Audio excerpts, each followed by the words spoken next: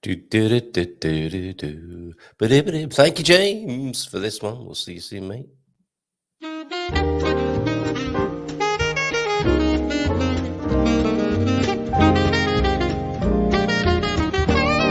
dia, Portugal! In Portugal, there's a YouTube show full of fun facts you need to know. Carl rings the bell and the members show to the GMP morning show. Featured guests will come and they will blow your mind. The audience will do so in kind. The little vanity mixed with some insanity on the morning show with GMP. Good morning, Portugal, and I'd like to welcome you to another fantastic day. Hey, GuMPers.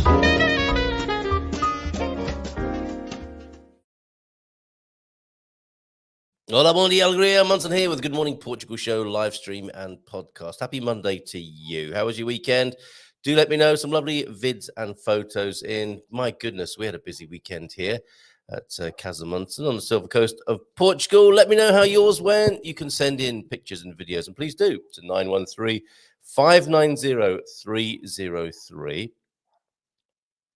Sorry, I'm hearing one of the dogs barking outside, wondering what's going on. Part of the weekend's fun was beginning the move of the studio, and it just occurred to me that I will be nearer to the dogs. I guess, hopefully, only physically and not going to the dogs. Although that's not for me to decide, is it? We'll check on those reviews in the weeks to come. But yeah, studio move is planned. And thank you for the technical help I was receiving over the weekend about cabling and Wi-Fi and broadband speeds, internet speeds, and so on. It really does make a big difference, doesn't it, if you're plugged in, it would appear. But that's not the problem. And part of the reason for the move of the studio is because we have been having some glitching and delays. It's all become part of the charm, though, isn't it? I hope, of the Good Morning Portugal show. And part of the move is about dealing with some of that, but also a change is good, isn't it? Spring, summer of 2023 seems like a good idea to move rooms and be on the ground floor. Want to be on the ground floor and have a little bit more natural light and au naturel surroundings. These green screens are all very well, aren't they? But they're not fooling anybody. They're quite convenient. It's you can do all sorts of graphical things. But I think a little bit more of a natural, organic and free range backdrop from time to time might be nice. Right, what's happening today? Well, of course, it's Monday, so it's Mindful Migration Monday. And we're going to raise your mindfulness, James, with a little bit of happiness too. And we are very delighted to have the author of the 30-Day Happiness Bootcamp, Beginner's Class Edition, Benjamin Stubbs, joining us at around 8:45. Reason why he's joining quite late, as it were. If you notice, there's a bit of a pattern these days, isn't there? To have, oh, look, the lip sync's gone again. You see, I don't think this is to do with broadband. Not all programs struggle on this computer. There's something about StreamYard, isn't there? Anyway, yes, Benjamin Stubbs is joining us at 9:45 because he is going to be drifting over into the Iberian FM phone-in today, whereupon we'll be asking which self-help book helped you most. Most people have one of these, don't they? How to Win Friends and Influence People. Maybe there's an alternative version of that as well, which is like how to upset people and live a happier life. How to get rid of people who are making no decent net contribution to your existence. Anyway, who might it be? Might it be a Deepak Chopra book? Might it be a Stephen Covey book? Which self-help book helped you most? Author of one of these future classics. That's Benjamin Stubbs joining us from 9:45 with a, well, we got to Coach Turner having a well-earned rest today, although he has been here saying, I heard that, pardon. I said earlier on in the chat that he's having a well-earned break. Here we go. Coach Turner's having a well-earned break this week and will be complimented. We have Benjamin stepping into your hard-to-fill trainers, Coach Turner. Benjamin Stubbs here. And you're in straight away. I heard that, pardon. I may be taking a God Squad break, but still here to provide the odd pithy comment. So fair enough. I'm so glad you can't stay away. Clevedon, looks beautiful. I remember it. Well, I don't remember it as well as it looks in the pictures. It's, of course, a beautiful Victorian seaside town, isn't it? Near Weston-super-Mare, in the West Country of UK. So I hope you're having a great time there, larking about in the West Country and in South Wales, currently in beautiful Pembrokeshire. There you go, where it's proving how to keep reservoirs full and the countryside green. Oh, I see a bit of a downpour then. Andy Klein's in. Good news from Andy Klein as well. Joelle Denort, thanks for the picky. Joelle Denort, I take it it's okay to share that with everybody. Beautiful picture of you. And Pam Denort as well. What is, you've translated your name, Joelle Denort. We're taking a holiday break the next few weeks as we board a Viking ship to circumnavigate the British Isles, just as the Vikings did. But obviously you won't be pillaging British villages. Some say there's not much left in some of them at the moment, but maybe the modern Viking would be bringing Brexit supplies from the north. Who knows? But that sounds like great fun, and what a brilliant thing to be doing, going around the coast of the British Isles. It causes me to think of Neil Oliver. Didn't he do that before his career changed somewhat? But there you go, circumnavigating the British Isles and then popping over to Norway to visit Pam's great grandfather's hometown. What is the Portuguese translation of Pam, I wonder? Is there an equivalent of Pam in the Portuguese language? But have a great time, Joelle Denort and Pam Denort, and thank you for your picky.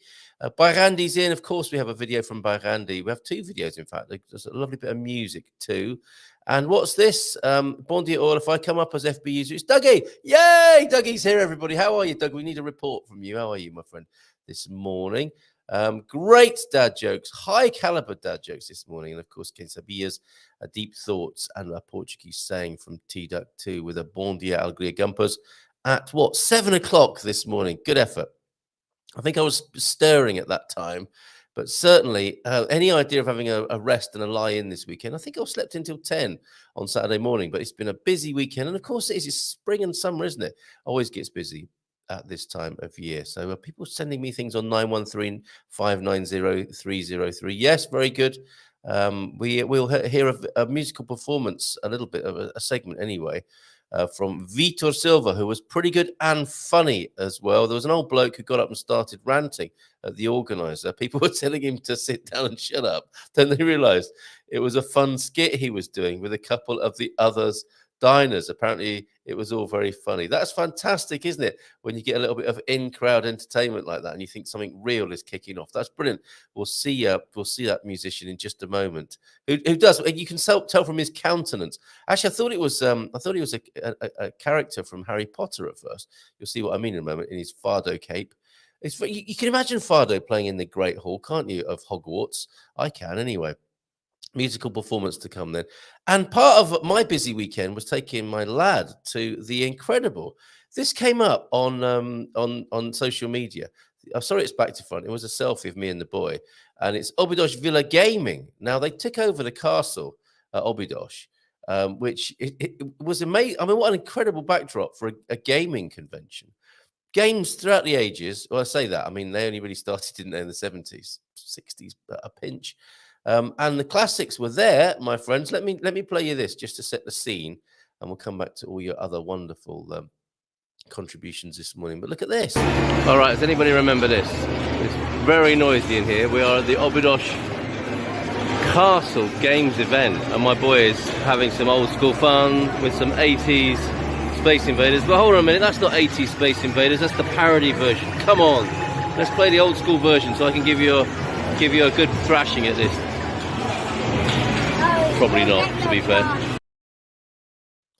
Yeah, did you see me? I was about to say whoop his ass, which is not an appropriate thing to say neither now or whilst making a video. Frank was in communication with me, and I said, I'm playing the boy at Space Invaders, and guess what Frank said? He's going to whoop your ass. And he did. And I'm going to make a video because there were some incredible consoles. For any of you who remember or like gaming from the 70s and 80s. I mean, I enjoyed the pinball machines. They had pinball machines there. A fantastic Star Wars pinball machine.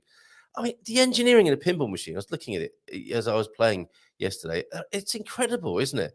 This was the inside of the room. There he is playing Pac-Man. and enjoying it very much indeed. And there was also Kung Fu Master. There was Mortal Kombat, the early stand-up versions of Mortal Kombat.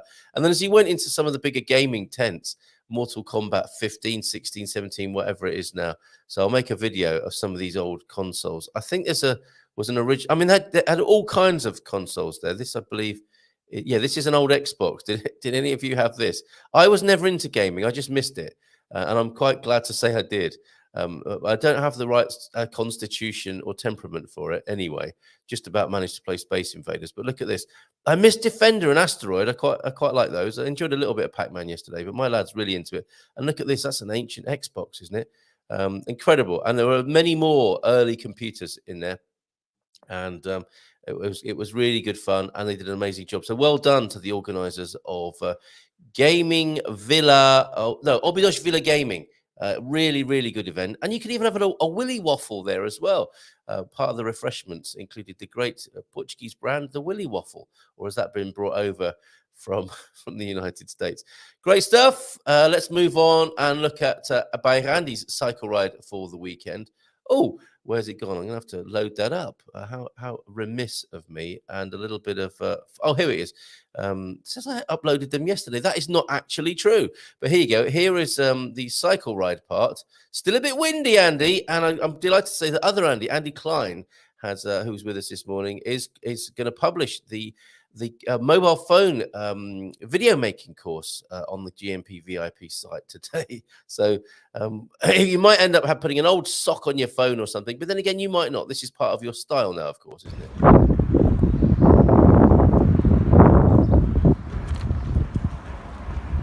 Cycling up to Mirror Beach, Sunday morning. What time is it? It'll be about 8:30, I guess. There we are. That statue's dedicated to all the fishermen that lost their lives at sea. There's a little church the same. And here we are.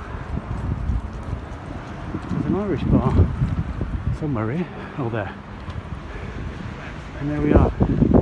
Now we're going to walk along the promenade. Ciao-bellas. I'll wait for that little moment, the ciao bellas there. Thank you very much. Mira Beach, in case you're wondering. And the Candy Stripe Church, of course, of Mira Beach. M-I-R-A, near Tosha Beach as well, not far from there. Great cycle ride, thank you. And it looks to me like, Andy, you're not one of those mammals, are you? Middle-aged men in Lycra. You just take the bike you've got, nothing fancy or special. I'm sure it's well maintained because you're that kind of guy, but you're not one of those all the gear but no idea cyclists, are you? And your mate there, I think, has got a very regular sort of bike. None of this tungsten, carbon fiber, blah, and loads of Lycra everywhere. Straightforward geezers getting on their bikes and getting out and about and exercising themselves. Love it. And then I think on Saturday evening, here you were enjoying a bit of...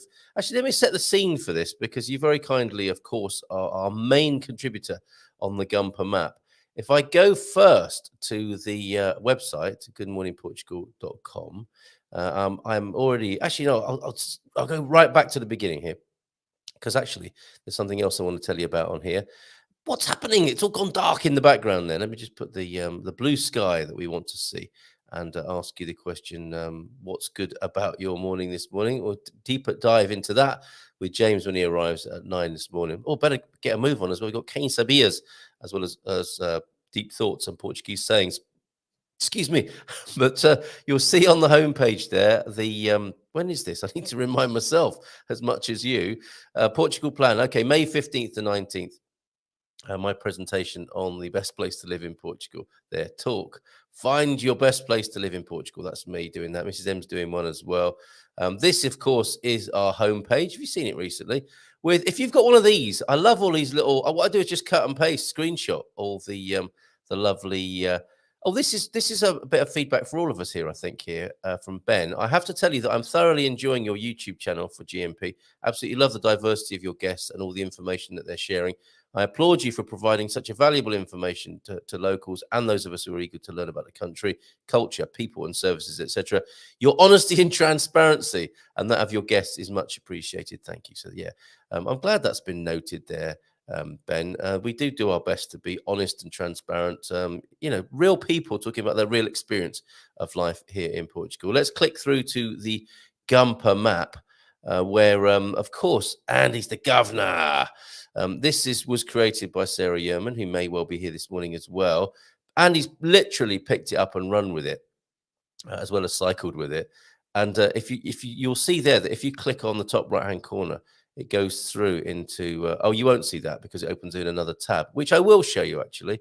Let me go into the new tab, and then I'll make our way all the way to the event that Andy shared on Friday, among others. Thank you very much, Andy. He shared with us the Craft Beer Festival in Aveiro, also the Soup Festival in Anadia, and of course, Filomena will be with us this coming Friday. They had a massive soup festival at Miranda de Corvo over the weekend.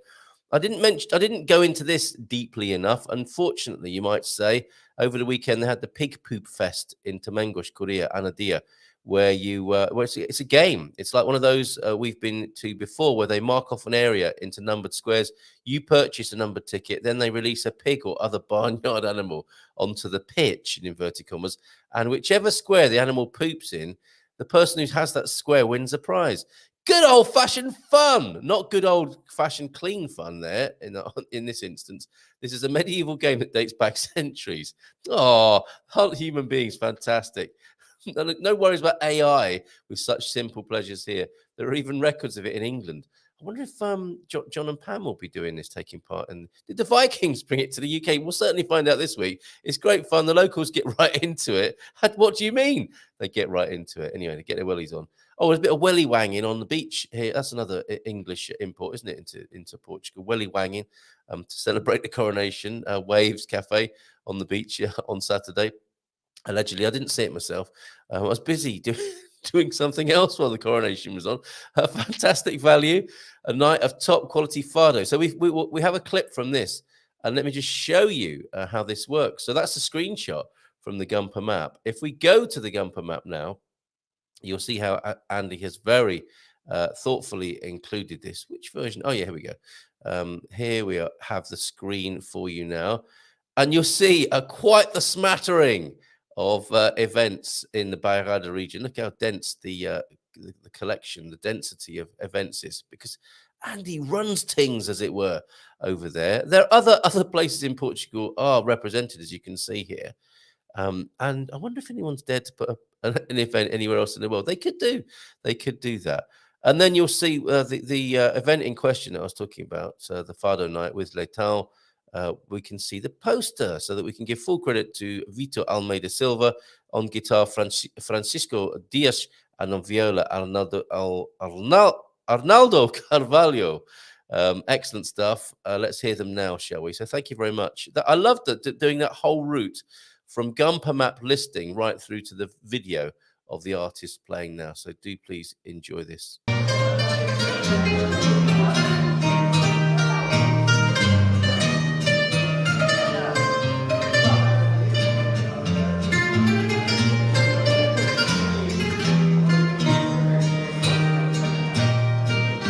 Ao longe cortando o espaço, vai um bando de andorinha. Ao longe cortando o espaço, vai um bando de andorinha.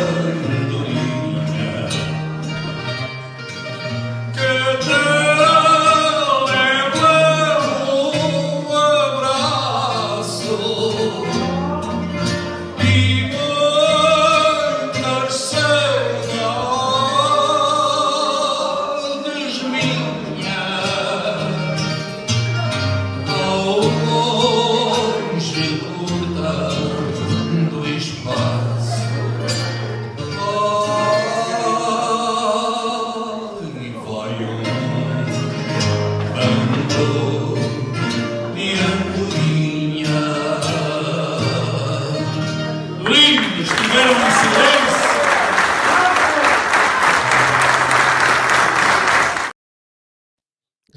that excellent? I really love that. And could you see Harry Potter flying past in the background as a game of Quidditch erupts behind them? Superb stuff. Thank you for capturing that, Andy. Really appreciate that. The whole run up from listing it to being at it and taking some video. And that is Vitor Almeida Silva with guitarist Francisco Dias and on viola Arnaldo Carvalho. Great stuff. Let's go back to T-Duck and as melhoras, amigo, this morning. Deep thought then. Those who beat their swords into plowshares usually end up plowing for those who didn't. Oh, don't you hate it when that happens? But so true. Those who beat their swords into plowshares usually end up plowing for those who didn't indeed. But there you go. It's a kind of prodigal journey, that, isn't it? To be compassionate and to be sometimes bigger, sometimes to have your behavior bigger than the behavior of others at times. What else can you do as a human being? Thank you, Benjamin Franklin, for that. James just getting ready there. Do you hear the little blip when someone joins us in the green room, I wonder? A Portuguese saying of the day then, como canta o abad assim responde o sacristão. As the abbot sings, so the sexton answers. A sexton is in charge of the sacristy. Now, that would be great if I knew what that meant. What is a sacristy? The room. Oh, that is the room where the priest prepares. Oh, I see. So the sexton's in there. That's really quite an odd name, isn't it? Sexton, I mean, is it because he has 6 things to attend to? I wonder, in the room there. Mustn't forget. There are 3 things that the priest must, what is it? Wallet, spectacles, testicles, wallet, and watch, isn't that? No, that's only 4, isn't it? I don't know. I'll move on. But thank you very much for that Portuguese saying. An interesting one there. We're back with the cowboy hat, everybody, so relax. We're going to see the familiar surroundings. He's not messing with us this morning. Okay, Sabia, I'm not going to do the dad jokes until you come on. And I'm going to give you one of these dad jokes because I think it's going to make us giggle, which is, I think, a little bit of a clue as to what Benjamin Stubbs is sharing with us, the author of the 30-Day Happiness Bootcamp. Kane Sabia today, then.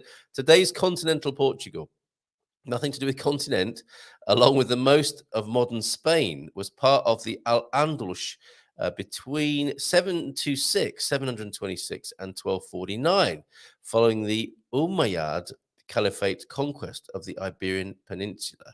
Wow, the rule lasted for a few decades in the north to 5 centuries in the south. That is a long rule, isn't it? After defeating the Visigoths in only a few months. And you would have thought, oh, there is a correction to be done on the YouTube channel. I wrongly identified a Moorish influence, and it's Gothic. Somebody very, very hastily pointed out to me. I wonder if I might be able to do that today. But anyway, after defeating the Visigoths in only a few months, the Umayyad Caliphate expanded rapidly in the peninsula. And you would think after a 5-century hold, we'd see much more. But human beings do move on, do they not? In 726, the land that is now Portugal became part of the vast Umayyad Caliphate's empire of Damascus, which stretched from the river Indus, the Indus River, to the south of France until its collapse in 750. And I dare say it wasn't a sudden collapse in 750. Empires don't come and go like that, do they? The historians looking back say, well, okay, let's say it ended in 750. But I'm sure there was a lot going on leading up to 750 and thereafter, of course, as well, as Umayyad Caliphate separatists and loyalists were trying to maintain the situation, as is the way of humans. That year, the west of the empire gained its independence under Abd al-Rahman the First, with the establishment of the Emirate of Cordoba, which I now know how to pronounce correctly. I was saying Cordoba for years. Cordoba. After almost 2 centuries, the emirate became the Caliphate of Cordoba in 929, until its dissolution a century later in 1031 into no less than 23 small kingdoms called the Taifa kingdoms. What an interesting time in human history that would be. And that is your primer, a bit of Portuguese history there, which will be banked, of course, over on the GMP VIP platform. What an incredible collection we are amassing over there. Let's say a few more hellos, and I'm going to leave this hanging here, which is probably not the best turn of phrase to use. What do you call someone who, and I'm going to say this in a polite way, somebody who lets Polly out of the cage in public, somebody who lets off a Bronx cheer. Even Americans don't seem to know what the meaning of that phrase. When my father bought me my first whoopee cushion, which I think is an important moment in any child's life, it had on it Let out a real Bronx cheer. And I thought everybody said that in the Bronx, but apparently not. Bon dia, GuMPers. Feliz segunda a todos. Como foi? So good. We're featuring him twice this morning. He'll be here in a few minutes.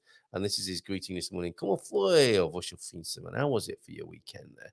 And thank you very much, Coach Turner, for pithy comments. Pithy is such a good word, isn't it? João de Nor in the UK. I haven't shown that picture yet, and I'm going to do it now because it's such a beautiful skyline. I believe you to be in Greenwich with that vista behind you. Let me just move your comment for a moment there, please, João de Nor. Isn't that beautiful? It looks like you've got some sun on your face in England. What's going on there? Is it one of the 5 days of sunshine of the United Kingdom? And the wonderful city of London and what's that? Is it the Millennium Dome?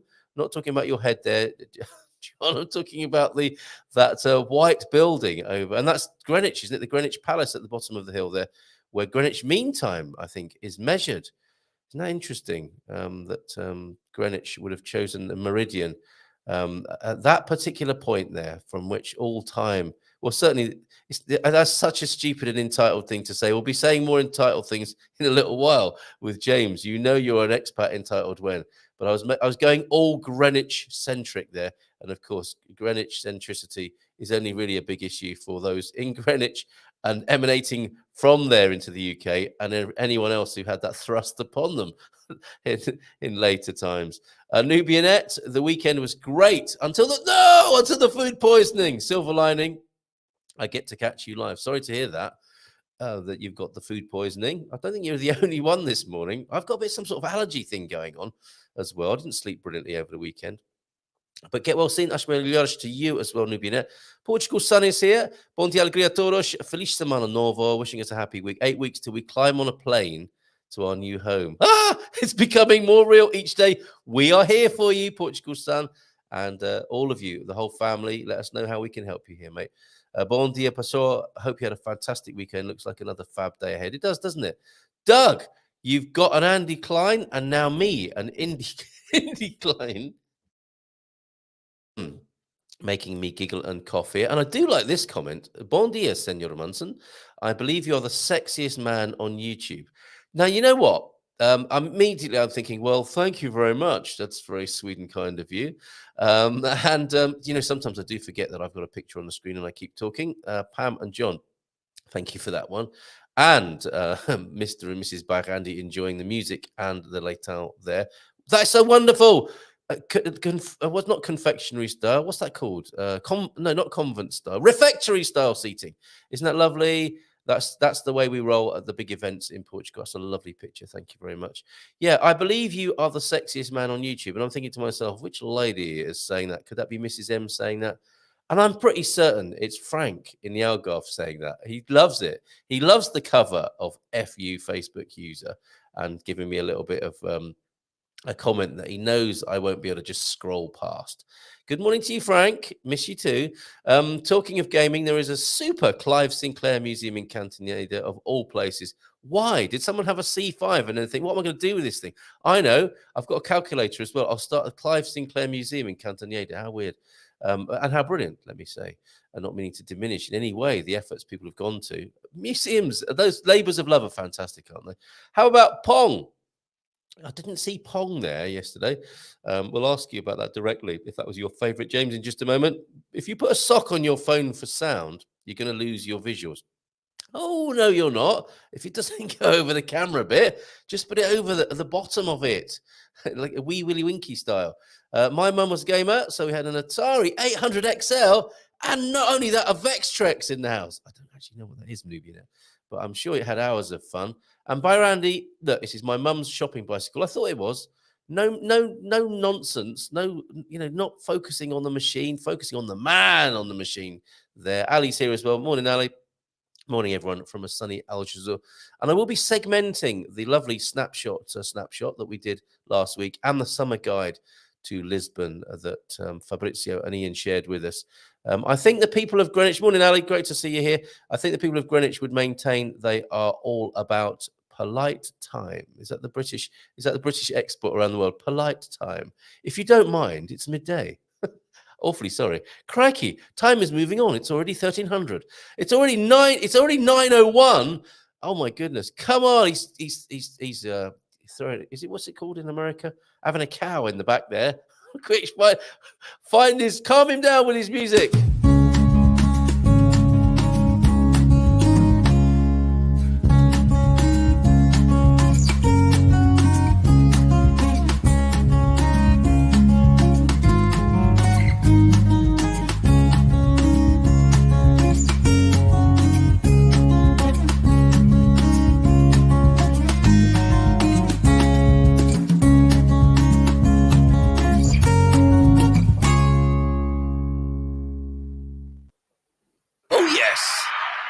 You just when was that sock last washed, James? Quite honestly. It was in my laundry bin. So yes, so you're demonstrating the method. It goes over the bottom.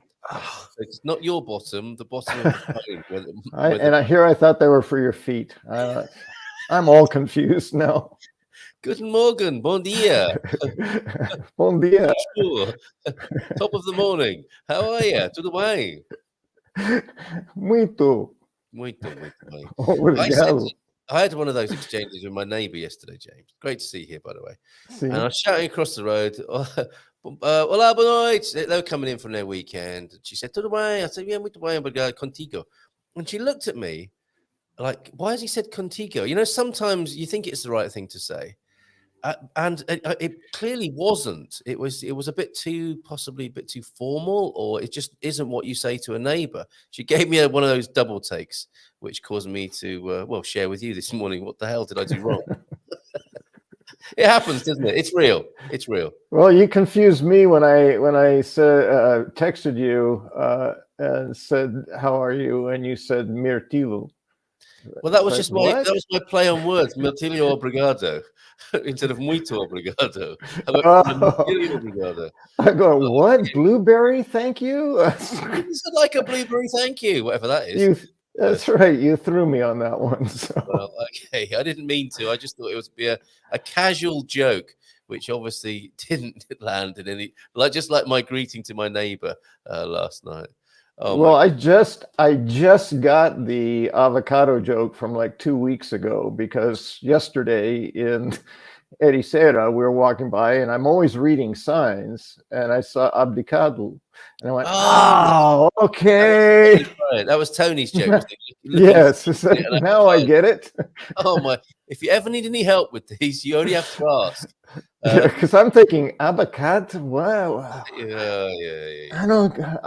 What's going on? So well, talking of which, this is a little bit easier to understand, isn't it? I'm sure these are getting worse. I mean, if that were possible.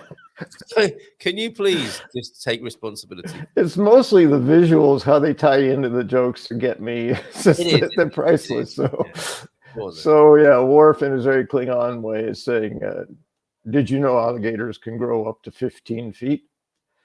And Riker says, that's funny. I've never seen one with more than 4. And then the smile. Yes.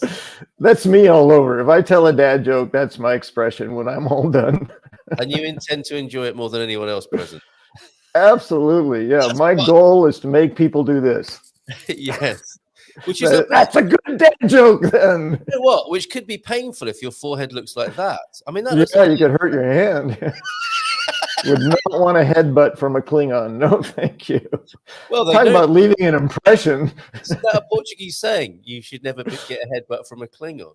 The Portuguese intergalactic explorers of the Middle Ages. Yeah, I think so. I think that was right.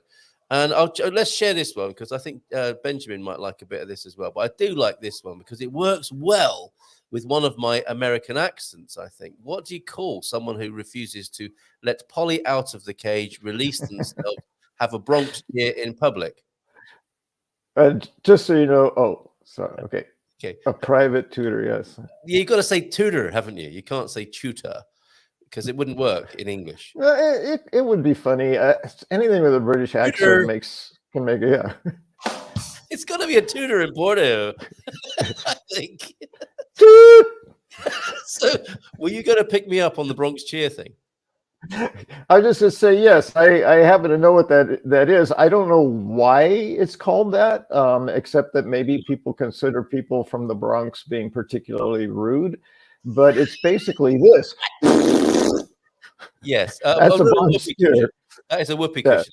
A whoopee cushion. Well, the whoopee cushion sounds more like a fart. I mean, a Bronx cheer, you could hear it in a Bronx cheer, but it's really more like going, stupid person, you know. We don't like you, you know. Do you feel better for that? A couple of those this morning. I mean, it is sometimes it's all that a situation requires. I have found.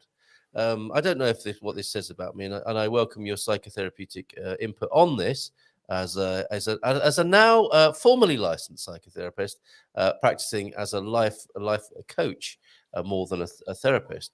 But sometimes I just think you're having a serious conversation with somebody. It's getting a bit difficult and awkward, and you think to yourself, "I know. I'm just going to let out a Bronx cheer here and just go. This is going to be make or break. And this could go one of two basic ways, and you just go, and maybe with an Iberian slap as well. And sometimes that can just change the mood completely, can't it? And everyone starts laughing. Sometimes not, however. Yeah, and a whoopee cushion or just somebody farting out loud. Something about farts just makes people laugh before they get disgusted. Yes, so that's right. I guess yes. Right. I think everyone laughs inside. It's kind of like a dad joke. You know, you're supposed to hate it, so you go up and puns up. Exactly, you know, the olfactory humor, excellent. And sometimes just calling a person a poo-poo head. I think. Sorry if you're having your lunch, right? If you're having your lunch, good for you. If you're having your breakfast now, I'm so sorry that the conversation has taken a turn for the worse. But we have been described as honest and transparent this morning. And here's an example. Never more so than now. No, I was in a very what seemed to be quite an important meeting once, and somebody passed me a piece of paper which said, "Carl, you're a poo-poo head" on it. And it took me quite a lot to regain my composure after that incident. And it's a technique I've used myself in subsequent. I like texting people during meetings so that they, you know that they're not meant to be looking at their phone. They know they're not meant to be looking at their phone, but they'll casually do it, and they'll take one of two approaches when they're looking at a phone. One will be a sneaky one. Sort of casually doing it when they think everyone else is looking around the room or whatever. And the other person who just looks, I mean, in Portugal, this is the way, isn't it? You just look at a message has just come in because it might be important. It might be one of the 300 you receive that day that is important. None of the others are, but you've looked at your phone on that basis. And to see someone's face when they receive "you're a poo-poo head" message during a serious meeting is priceless. I think we're raising the game here. So do please try that this week if you are going to any input. Seth, try it. Please don't send that to the Seth staff, of course, because that would be very inappropriate. And I should probably try that at my IMT appointment on Friday after waiting a year to have that appointment. I think that would be justified. A good strategy. You would have good cause, I think, there legally. So there's no legal precedent, to be fair. But anyway, great stuff. Thank you for taking me down that road. Although I quite clearly took myself. You took yourself all by yourself, sir. You came with me there, didn't you? We have an update from Dougie. Dear old Doug, still waiting to be transferred to Stoke. My goodness, I thought you were already there and receiving the top attention at Stoke Hospital. And that was at a trauma unit, I think, wasn't it, Doug? Hoping to get there and discuss treatment options with specialists. Was scheduled for transfer today, but wait and see. Well, you're putting words together, which is a good sign to me. You're not delirious, which is great.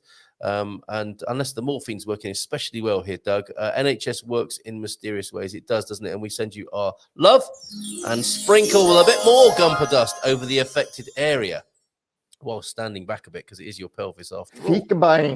Fika bang, and Ashmal Yorish to you, Doug. Right, what's been on your mind? I know we were talking about, you're an entitled expat when last week, and it was hilarious, James. Are we riffing on that theme? I'm laughing because you used Ashmal Yorish, and I can't get out of my head what you said the last time I used it. So you said it sounds like I smell your ass. And now every time I hear it, I just go, "Oh my God, stop it." Oh my God. This is really stop it. Supposedly mature men. This is quite a really low level conversation this morning. Should we raise the bar or see if we can for at least a few minutes? first I need to make a correction. It's not particularly funny, but there's all these references to my cowboy hat. It's not a cowboy hat.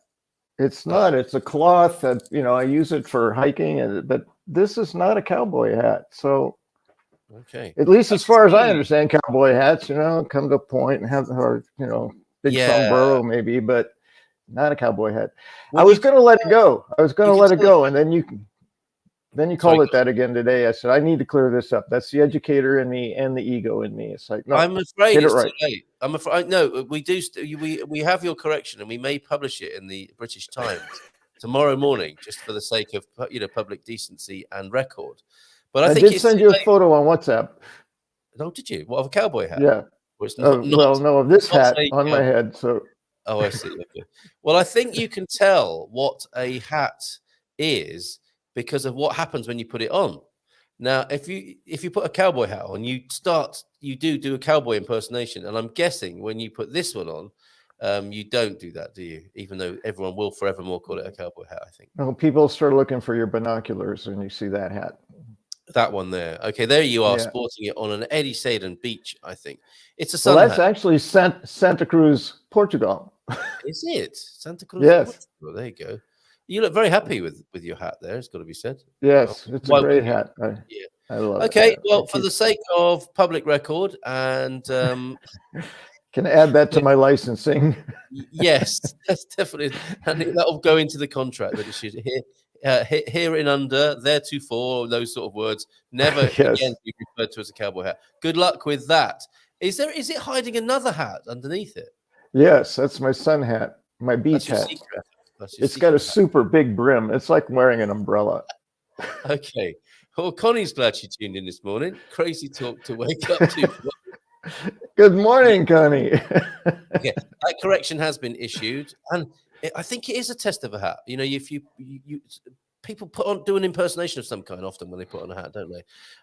If it's a Fez, it'll be Tommy Cooper, the great British comedian. That's, of course, if you grew up in that culture. It's amazing what a hat can do to a person, I think. So let's. I don't generally tend to wear hats, but the sun and my complexion, which is really showing today, quite bright, requires a hat. And the fact my father actually died of melanoma, so that instantly put me into a high risk category, even though I never smoked and I didn't spend hours a day in the sun like he did. But anyway, okay. So hats are important.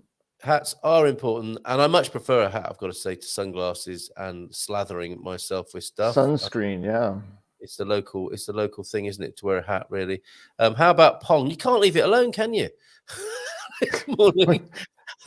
How's that? You've read the same thing twice, I think. Well, I only said it once. Let's move on from Pongs of different kinds and come back to this expat entitlement thing, which I think will make a separate video at some point. It's an excellent avenue.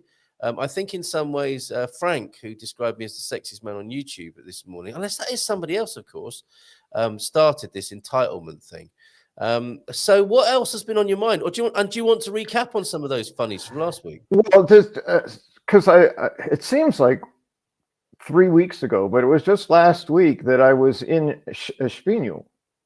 Oh yes, right. I was live from there with the beach behind me and all that. So there were a couple of things I did want to say about Espinho, because we have people who are interested in Portugal, and I have a specific interest in being near the ocean. So now there's been quite a bit of exposure to Ericeira. You just saw a photo of me in Santa Cruz, and last week I was in Espinho. One of the things Espinho is known for is their Monday farmers market. And the only descriptions I had heard of the Monday farmers market in Espinho was, it's huge. It goes on forever. Don't go too far in. You'll never find your way out. I mean, it's like, that has got to be one big market to get. I mean, that's the only description I've ever heard of it. It's like, what's in it? I don't know. It's gigantic. So I said, okay, I need to go there. I didn't, well, I guess I did know, because of checkout time and so on, it was midday. So close to noon, high sun. I had a 10 to 15 kilo backpack on my back, and I was walking through this It was 3/4 of a kilometer long. I measured it on my exercise app. It was nearly, I mean, 3/4 of a kilometer long and another 1/4 of a kilometer wide, or kilometer. I'm still trying to get used to that. I think I never realized kilometer was just an American way.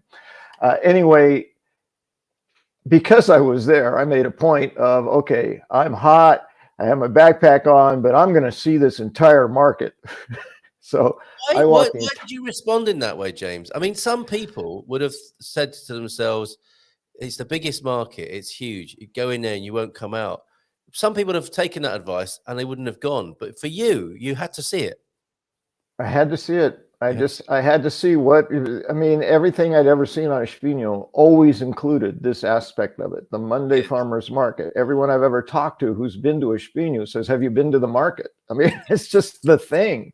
I mean, we, in the United States, we have Costco. I don't know if they've gone international or not. You've got IKEA, which is kind of all over everywhere. These big, giant warehouse stores. So you can get anything. Well, that's this market. I mean, wow. Except for I didn't see anything like living room or bedroom furniture, but pretty much anything else you want, from food to gadgets to barbecues to tools to chickens to whatever. It's there. It was pretty amazing. And I was exhausted by the time I was done. I was determined to go up and down every single aisle to see every single thing in the market. And I got about 2/3 of that done. I said, enough of this. I gotta get out of here. That is a moment. That is a moment. I think the energies of these places are so intense, aren't they? That it is very draining. And I think to be a market trader, you have to learn how to manage your energy like a Jedi, basically. Because I mean, what we're talking about here is this gets set up, doesn't it, every week? I mean, you'd have thought with human every week that they would have said to themselves, look, we create this market every week. Why don't we just make a market here? This is insane. We're here at 4 a.m. setting this up. We could make this Sunday. Sunday. I walked past there Sunday to see where's it going to be, and it was empty except people were building their stalls already on Sunday. On the Sunday. Well, they must make enough money, mustn't they? And it draws people from all over the north of Portugal, by the sound of it, and maybe from elsewhere as well. And here are the usual things that you will see at a Portuguese market. Always lots of cheap underwear. I've noticed, for men and for women. Lots of socks, lots of shoes, microphone covers if you ever need one, and all the food, all the food as well. Look at this, incredible. So the pictures don't do it justice because they only capture a little tiny frame of this huge you place. Don't you really? Well, I have an activity app that I had on as I was walking, so because I knew it would trace my route, and then I actually took a photo of it and highlighted the actual location of the market on the maps. That's about as close as you can get, and even then it has to be so small to get the entire length of it in the picture. It's pretty incredible. It looks like the grid of Espinho is American, doesn't it? Look at that. I mean, that's a very unusual looking town as well, isn't it, with that grid? Yes, it's all perpendicular. And flat. It's a very unique location. I mean, it goes uphill as Portugal does, gradually from the east to the west. The closer you get to the ocean, it tends to flatten out near the ocean. Although many of the beaches are at the bottom of cliffs, so you have to actually hike down to get to the beach. Here, Espinho, you just walk off the street onto the beach. It's flat. And every street is perpendicular and every street is numbered. Incredible. 30, easy for me to say, 22. Like street 23 or 32, or it's just, So more pictures as well from trip. It's got its own TripAdvisor. Oh my goodness, lots of food as well here. You go into the plants, the area where there's house plants and food plants and all that. It's like a jungle. It's just trees and plants everywhere. Look at it. There's some beautiful. What an incredible. Here we're getting a great. Oh, I don't know what that's about.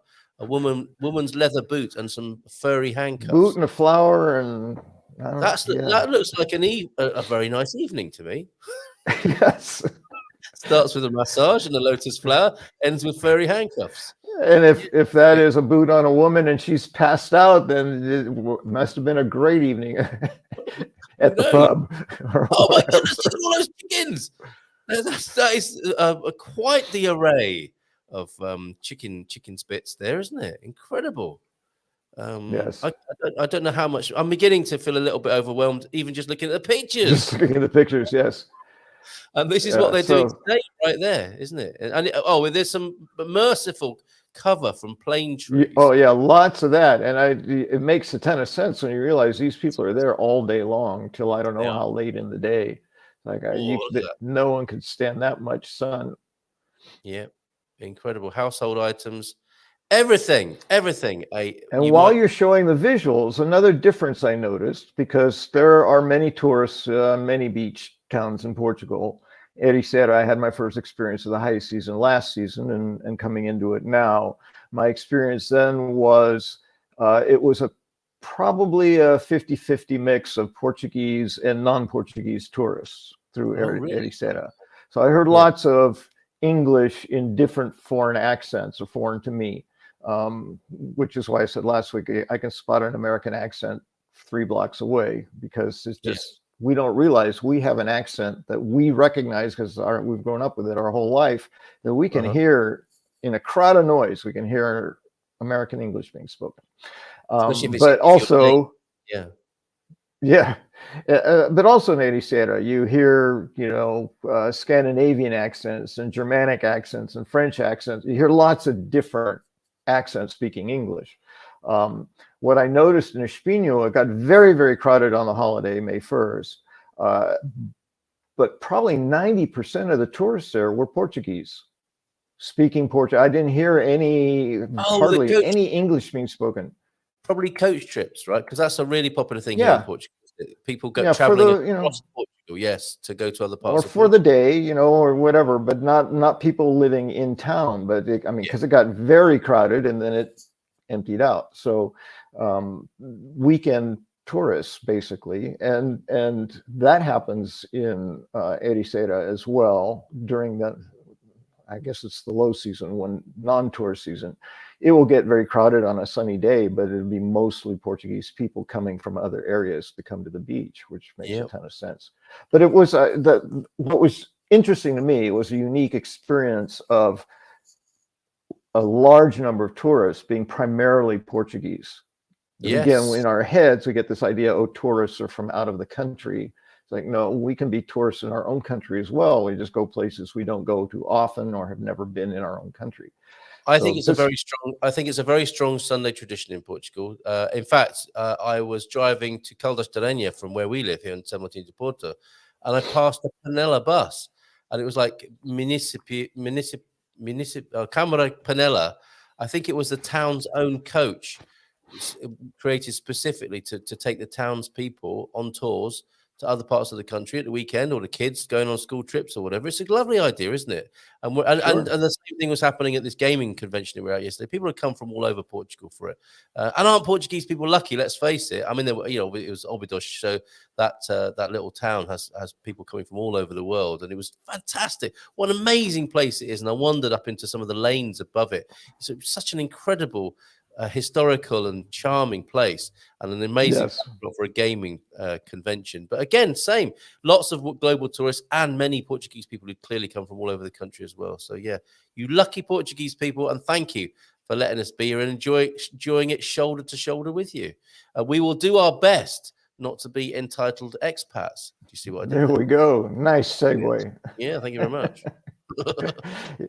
Well, you mentioned last week of, perhaps we should have a part 2. And I made the comment, well, someone better take a note or we'll forget all about it.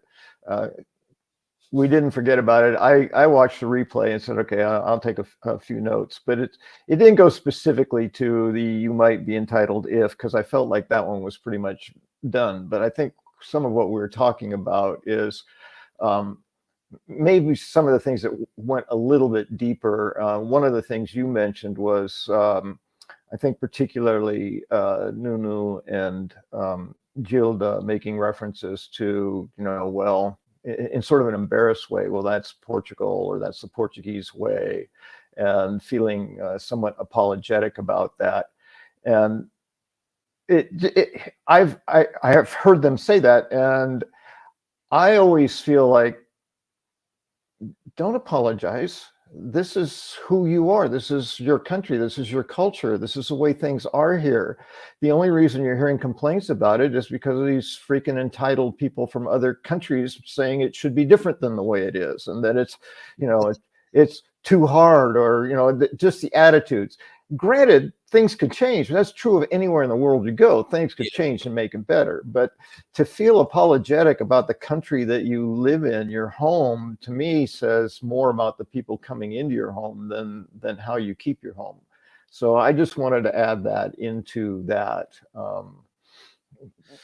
Yes, well said. I think you're using this analogy, aren't you, of the home? If you're going in someone's house, you don't criticize it. And on the other side of that, Mrs. M's often doing this. Sorry, we haven't tidied up.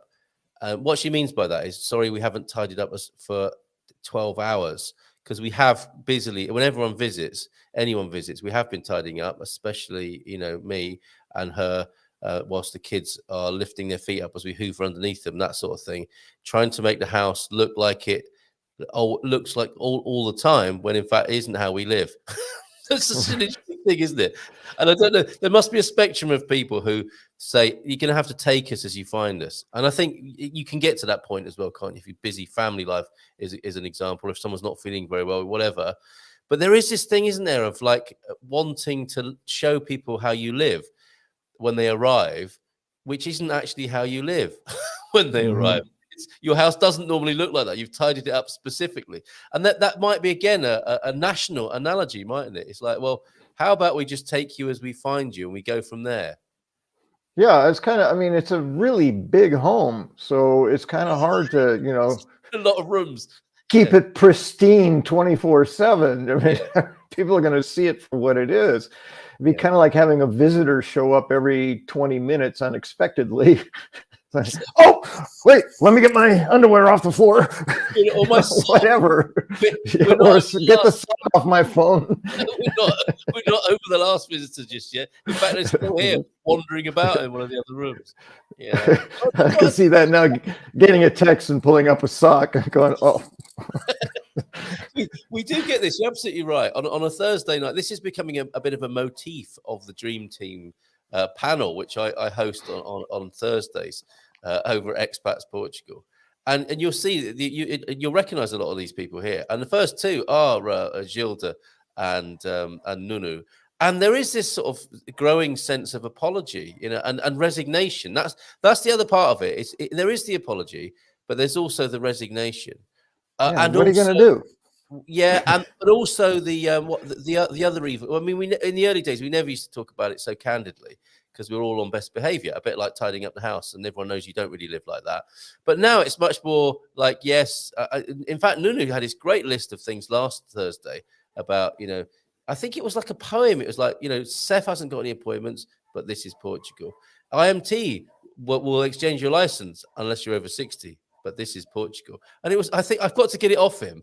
So it's turning from apology, or we're on the cusp of apology, and now into resignation and welcome to our world. And that's what I really like about that, is that we are sharing the pain with our Portuguese. It's like, what we're realizing, it's not personal. They're not doing it to us. The authorities aren't doing it to us because we're incoming immigrants and foreigners.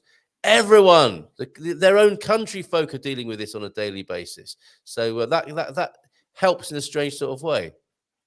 Yeah, well, and it goes to some of the things I wanted to point out today about this entitlement thing. As I was thinking about it, entitlement, it's like, well, what is a quality of entitlement that is different than just a complaint or just an observation or even a constructive criticism? What is it that makes it entitlement? And the only thing that occurred to me was that entitlement lacks humility. There's a sense of, I am owed this because I am me. Yes. And that's what entitlement is. It's like, it should be that way because I want it that way, which is a very egocentric position. And I believe entitlement is a highly egocentric attitude or way to be. So there's this lack of humility in it. And in a lack of humility, you don't tend to see the wake you leave behind. Yeah. It's like, you're running through, I was going to say bull in a china shop, except you're just walking through, knocking everything over, but you don't even look back and you don't realize you've done it. That's entitlement. It's like, I haven't done anything wrong. I'm just being me. I'm just, so I spoke my opinion. I said what I needed to say. It's like, well, take a look behind you. Look at the ruins you've left by virtue of this idea that you could fix everything just by being the marvelous you are. There's something about that in entitlement that just really annoys me. Clearly, I have an issue Very with good it. definition. Yeah, the marvelous when you are. Yes. So bring that to, a country and then start talking about whatever you want to talk about. It's going to create, well, it may or may not. The Portuguese people tend to be very polite around those things generally. But I don't want to be smiled to at my face and being thought of as a real asshole because I'm being entitled. It's like, no, I want to be authentic, transparent me, which includes humility. It includes a degree of politeness and awareness of my surroundings and how I speak and when I speak. And I have a point to that too that is actually pretty close to what I want to say next. The first thing I say, if you don't want to be entitled or come off as being entitled, do a little homework. Educate yourself about the culture that you're visiting. If you understand the culture of Portugal, then you're not requiring the Portuguese to say, well, that's Portugal. It's like, oh, yeah, I'm familiar with this. I've heard about it. I understand that. So educating yourself about where you're going and not expecting it to be where you're leaving from, your home country, is huge in terms of not behaving in entitled ways. The question came, I think it was somewhat coming up with you, and I understand having a voice. Like I said, if you're not sure whether you should say it or not, don't. I still stick to that. If you're not sure, then it's probably not going to be appropriate to say whatever it is you feel about it. Otherwise, you wouldn't have had that thought about, I wonder if I should say that. Yeah. So, unless you're absolutely certain or absolutely dedicated to saying something particularly that's critical, keep it to yourself. It's not necessary. Ultimately, it's how do we respectfully put forward the things that we think could be improved. And it reminded me of something that is frequently cited originally as a Sufi wisdom around speaking that just started with three things to consider that has now been expanded into the word think. And before you say anything, consider these things is the wisdom that's being shared. So think, T, is it true? Is what I'm about to say true? H, is it helpful? I, typically they use inspiring. I'm a lot about intention. What's my intention in speaking here? Am I trying to put someone down? Am I trying to be better? Is this an ego thing? Is this an educational thing? What is my intention about what I'm about to say? Consider that before I speak. N is it necessary?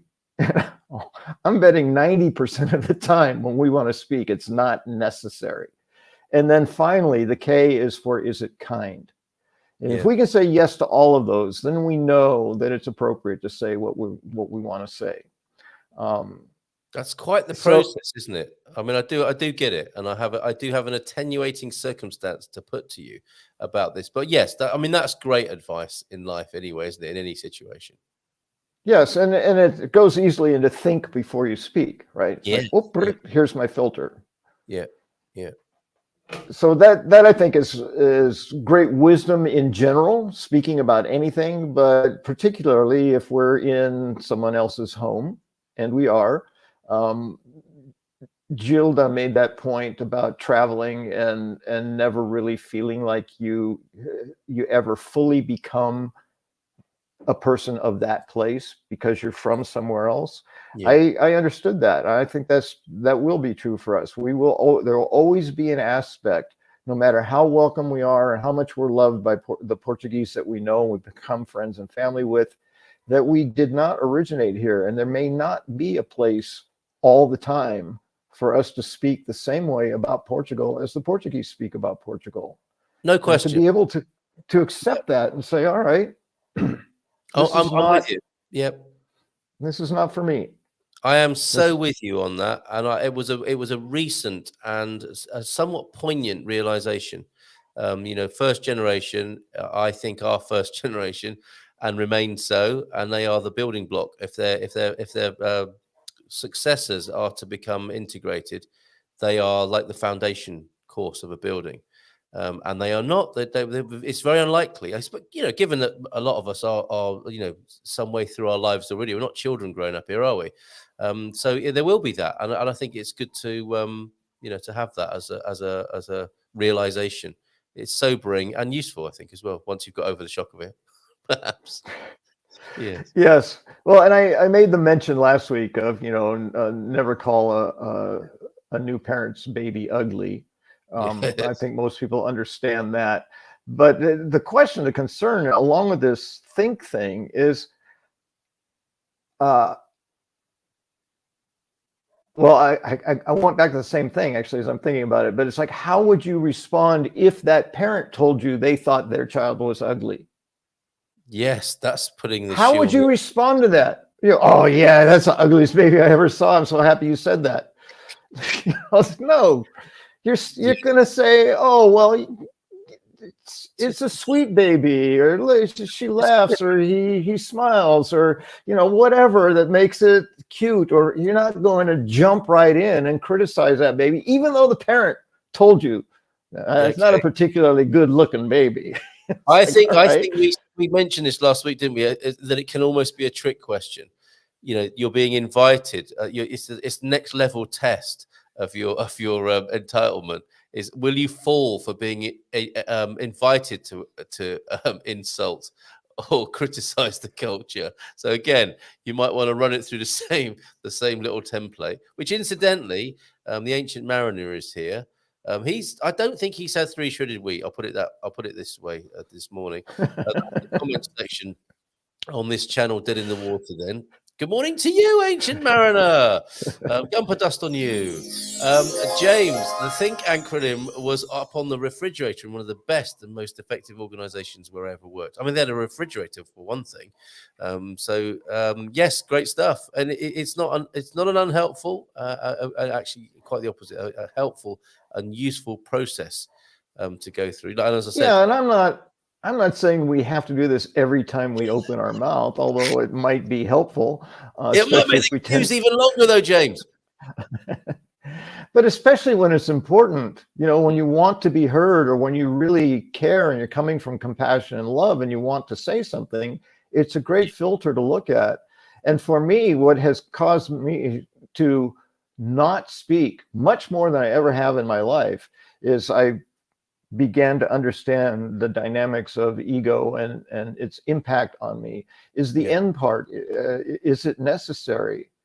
Time and again, especially with my grown son, it's like he would tell me I was wrong on every point. He would give me facts and information he had that countered every point.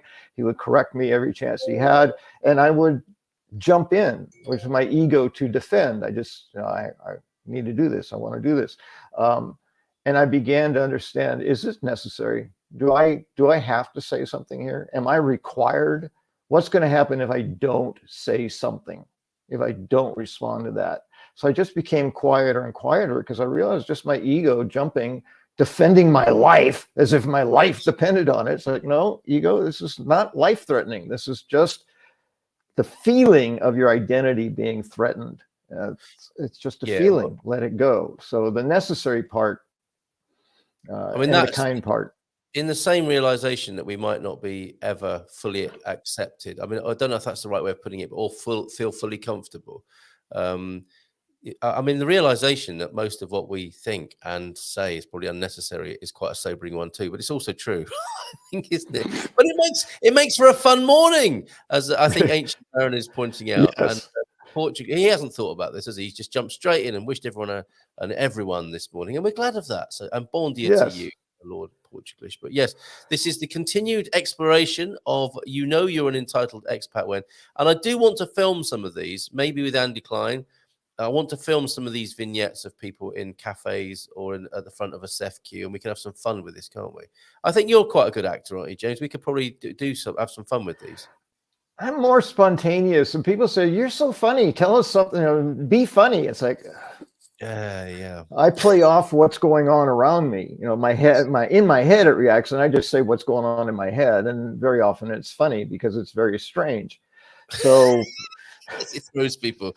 Well, we can get Sue to help, but we'll do it like improv. We'll set up the scene and we'll run it like improv. Owen's here. I'll have everyone watching and listening from the vegetable plot this morning before it gets too warm. That's how a lot of farmers are right now. It's getting hot and they're getting out early. We've got Benjamin Stubbs joining us. We've got the God Squad tips of the day are being rested this week, as is Coach Turner, from whom they emanate. And we'll be having a tip from Benjamin Stubbs, the author of the 30-Day Happiness Bootcamp.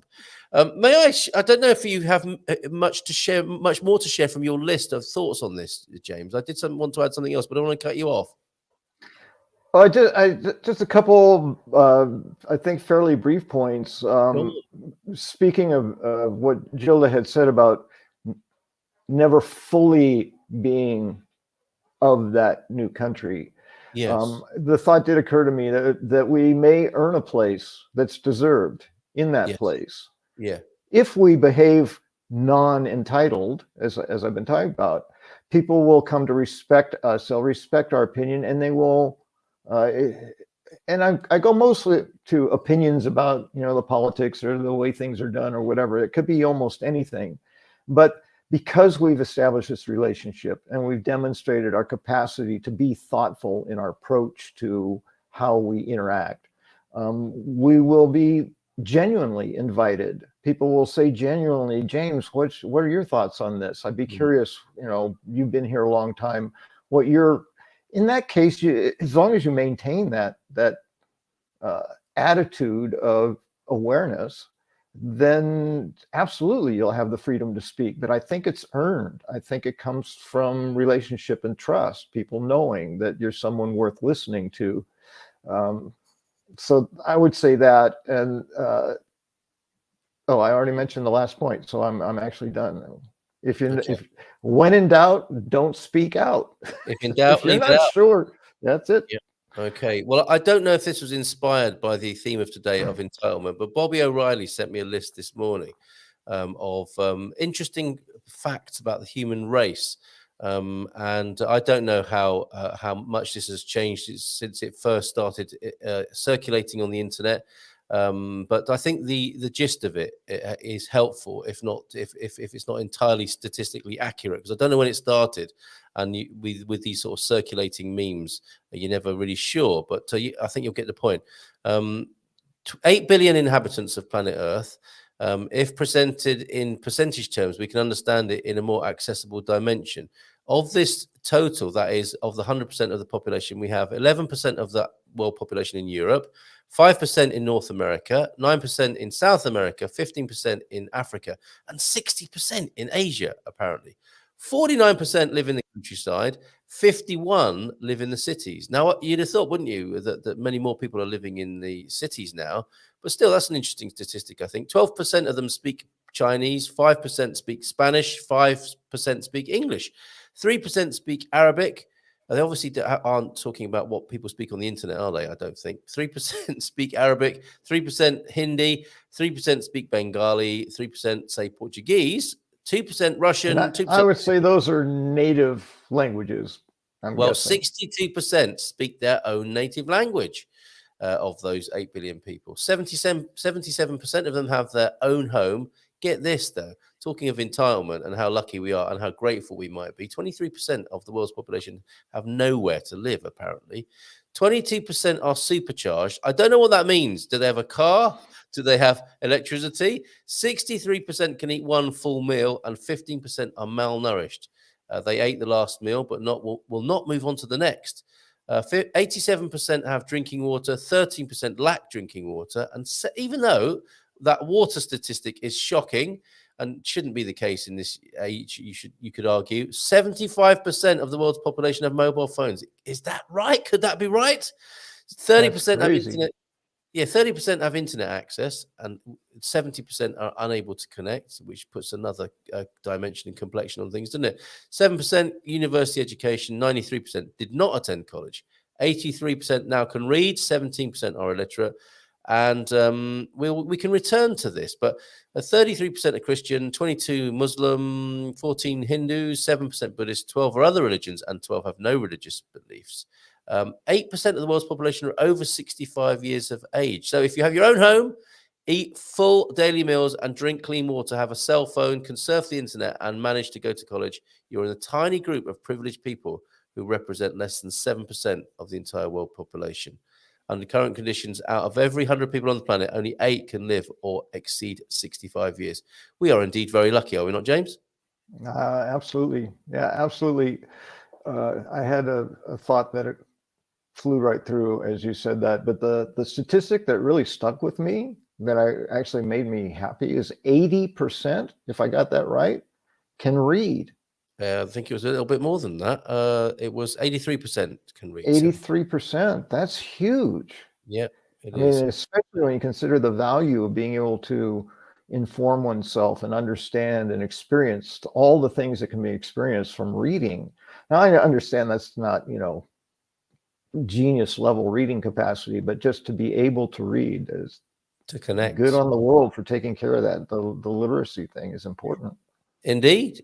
So there you go. I thought you might like it, that to see that in the context of being an entitled expat, people can relax a little bit, can't they? And for one thing, realize that I know you are certainly a big fan of being grateful and consciously being grateful, as is our next guest. He is the author of the 30-day Happiness Bootcamp, the beginner's guide. Let's give him a nice big round of applause. He is the Benjamin Stubbs. Good morning to you, Ben. How are you? Good morning. Well, lovely welcome in the sense of them statistics as well. Yeah, obviously, I was in backstage in the green room, listening in. But yeah, is your room green? Actually, it was plain grey, I think. Take no notice. That's not a cowboy hat either. Over there. Yeah. But welcome. Not a cowboy hat. Lovely to see you here, Benjamin. You yes, are the author of the 30-day boot camp. I'm going to stick it up on the screen. And I think one of the previous times we spoke, I bought it online, live. I've got all my addresses showing as well here now. Let me just every time I do something here, I'm giving away loads of personal details, aren't I? I bought the book live when I was on last time and gave all my banking details on the screen. So that's probably a way that it's not going to allow anything to get away that shouldn't. But here we go. That's not very good. Let's just go with that. That's actually, it's updated recently. So now it shows you the first few pages. Because I think after about 2-3 weeks, it must update the algorithm so you can actually open the book and start to read it, I think. Most important thing is for me to put the link to the book on the screen, and I will do that while we're talking. How's it going? You've been on sale for a couple of weeks now? Yeah, it's gone really good. I just enjoy it. Like I did a book launch locally a couple of weeks ago, and I've got the next one in a couple of weeks. And yeah, just really enjoying pushing it. Like the thing is, going back to obviously the conversation I kind of came in on, the idea of gratitude, and it's just giving people some like smack in the middle. It gives people just wow. The thing is, because the kind of stats you were saying were it's so interesting to hear, because the biggest thing, I'm the same thing. I'm a big advocate of gratitude, but what I've realised is the only problem with gratitude, unless you've got to train it in. There was a study done with the University of California that was fascinating. They said gratitude's got to be trained, and that's why some people get that gratitude guilt, and they know they should be more grateful, but they're not. Yes. I have clients that will say like, oh, but, and then they get mad. It can not at me, at themselves, but kind of like, I know I should be more grateful. And it's just because we're not trained. And that's something I want to just kind of come in with, in the sense of after that is, I know we should be grateful, but if you feel like you're not, or you feel mad at yourself for not being, it's just because we've not trained ourselves to be. Yeah, like, if I said, like a lot of the clients, I'm working with a lot of students at the moment. But if I said to them, give me 5 things you hate, they could reel them off. Every class I say, give me 5 things you like, they really struggle. Or 5 things you're grateful for. And that's it. We've just got to be more, we've just got to train ourselves and be open to be more grateful. And that's what the book's about, really. That's why I put the beginner's class, was giving some step-by-step guide to start to train your brain to be more optimistic, to be more thankful. It's not going to win awards for new information, so I put that in there. Don't even give me a grotty 1-star saying, oh, this is all information. Because I know it is. It's just, I've condensed it, cleaned it up, packaged it as like a kind of gym class, as a bit of fun. And, with a daily schedule. Pardon?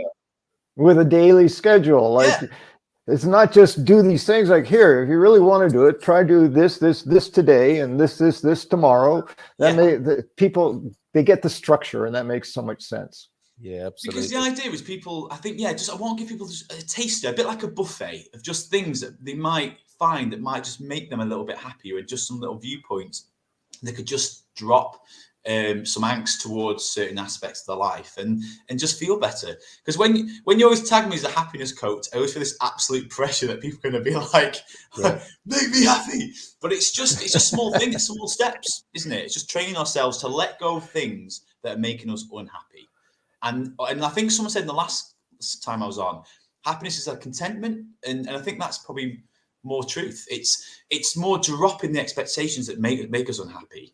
You know, I've said happiness is overrated. I don't think that's really what we're looking for when we say we want to be happy. And what you mentioned before is the contentment, the satisfaction. What we're striving for is a life well lived. I think that's really what we're chasing, and we can't just find that on the top of a hill somewhere. We have to build it. Yeah, well said, well said. And we've got to start the conversation somewhere. I'm sorry I called you a happiness coach, and we do. There is this. Oh no, it wasn't. It's just that the word is perfect. Like what we were saying before, the happiness is such. It's so loaded in its wording and in its meaning. But like we said, it's the same. Every difficult issue. I was thinking this yesterday. Every difficult issue for human beings is because they're not agreeing on what they mean about the thing they're talking about, and they start talking about it before they've agreed. It's like religion, isn't it? You talk about religion.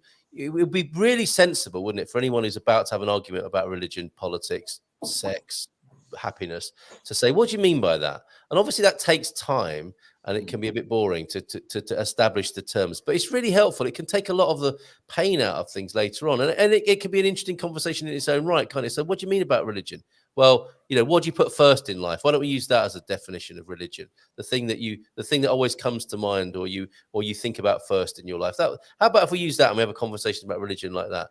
And happiness. I love your definition, by the way, Benjamin. It's mine that I've sort of worked with. Basically, is the absence of unhappiness.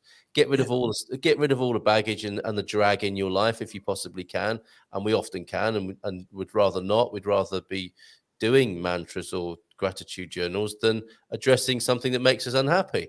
That to me is a fantastic definition, and so I totally get it. We can get lost in the long run before we define or understand what each other means with these things. I have a theory I've spoken to before, that the things that seem to stick and that are really hard, and I say this because the people have that sort of guilt about it, I should be more grateful. Yeah. I don't think that's as built into our DNA as our readiness for things to go wrong or to be bad. And to me, that's all about survival.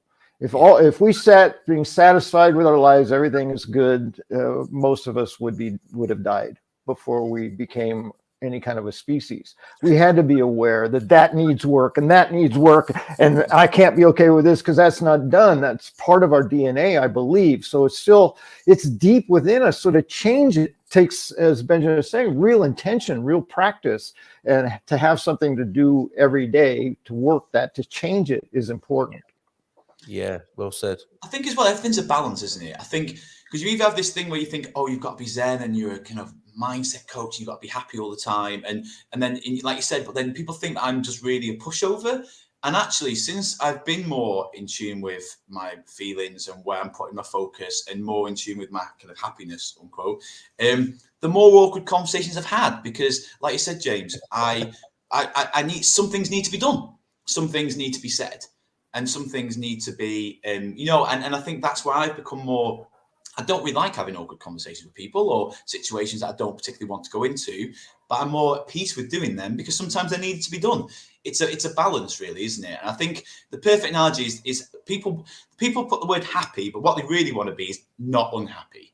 And I think it's that flip. No one really defines what happiness is. I think it's just people know they should feel better than what they are. I think that's probably the key. And it's that not feeling as good as they think they know they should is that strive for happiness. Well, that would be quite a good thing to let go of, wouldn't it? Talking about letting go of things. And I love that. Awkward conversations are so powerful, aren't they?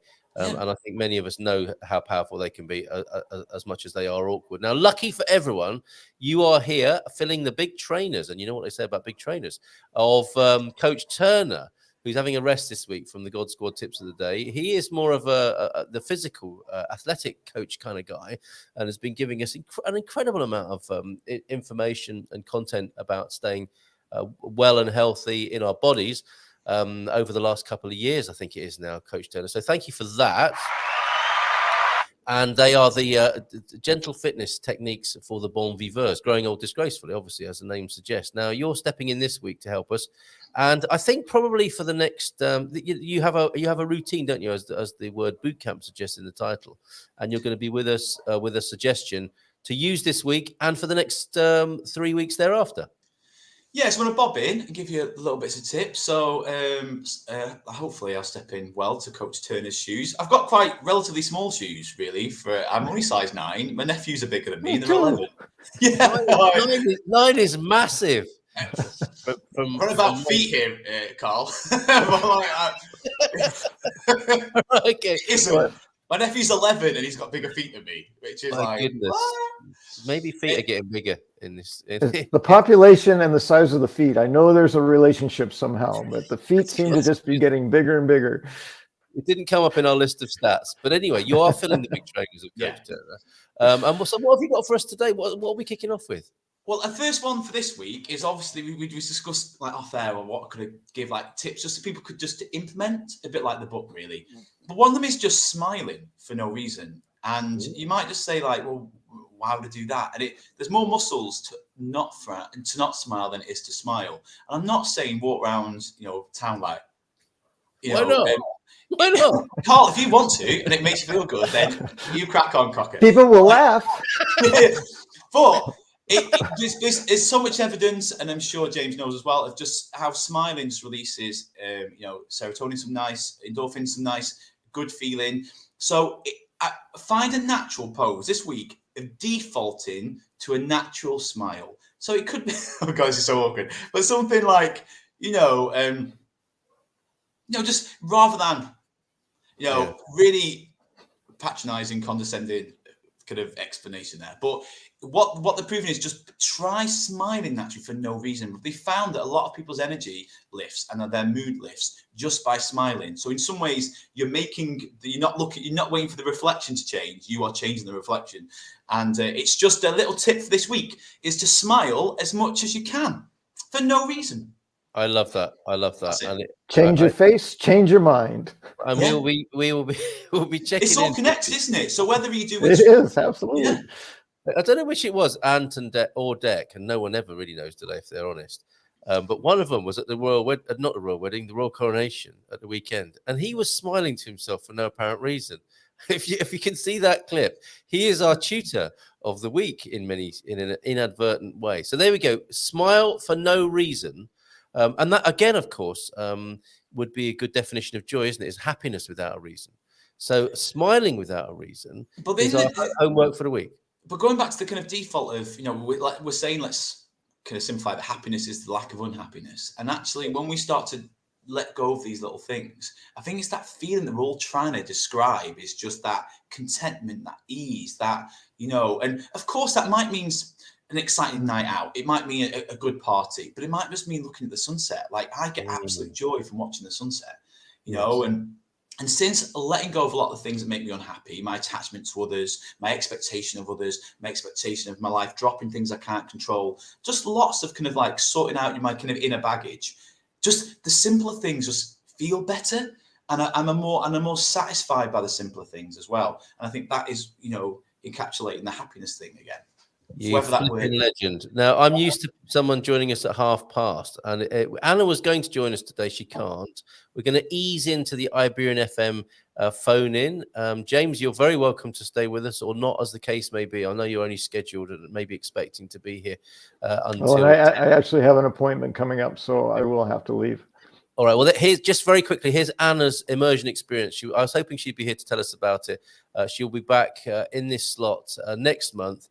But this was the launch of our Portuguese immersion experience cooking class yesterday. Biocultural bar. We mingled with Portuguese, learned some vocab, overcame our fear of speaking. Yay! Learned how to cook some great dishes and enjoyed each other's company. Who's interested in the next edition? So check in with Anna for that.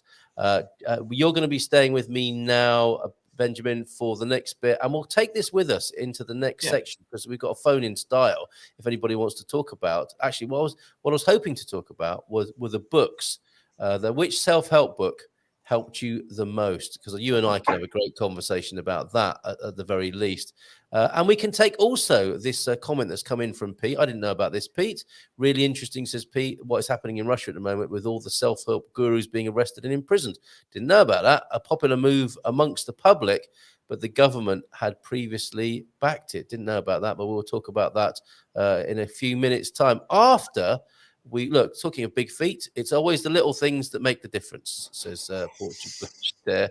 And just to clarify something, when Benjamin said to me, "You crack on, cocker," that meant go ahead, as a delightful Northern English turn of phrase there. Sorry, I will come with subtitles next week. Yes, if you don't mind, that would be great. And this is, please do the homework, everybody, of smiling for no particular reason. This will help. When you were saying do a smile like this, I was thinking do a smile, do a smile as though you have done a smell. You know that. So, full circle, Carl. Full circle. This program isn't just thrown together. You know. What do you? Well done. Well done. What do you call someone who refuses to fart in public? A private tutor. You see, be that private tutor with that enigmatic smile on your face, especially in a lift. My wife told me she'll slam. This is going to help you with your smiling for the rest of the week. Just remember one of these. My wife told me she'll slam my head on the keyboard if I don't get off the computer. I'm not too worried. I think she's. That's very visual. That was good. Yes. Here's a psychotherapy one. This is great. This would, if you do some psychotherapy again, James, you can try this with clients. If you're feeling depressed, try drinking a gallon of water before you go to sleep. It'll give you a reason to get out of bed in the morning. Or all night. I like that. I don't know about anybody else. James, great job. Lovely hanging out and talking with you. And it's not a cowboy hat. If you take anything away from today's show, just take that one thing. That'll be great. It's not a Would you like to leave another thing? Would you like to posit something else? And it's always good to have a final word from you. I always look in the moment. I've just really enjoyed being on screen with you, Benjamin. I think you and I have very similar ideas about how humans function. And I think all that we've got is probably mostly common sense to our community, which makes me feel really good about who we are and what we can be as a species. We're all capable of this. So thank you for everything you're doing. Oh, bless you, James. We'll see you next week, my friend. Take care and bye for now. Ciao, ciao. We'll be right back after this.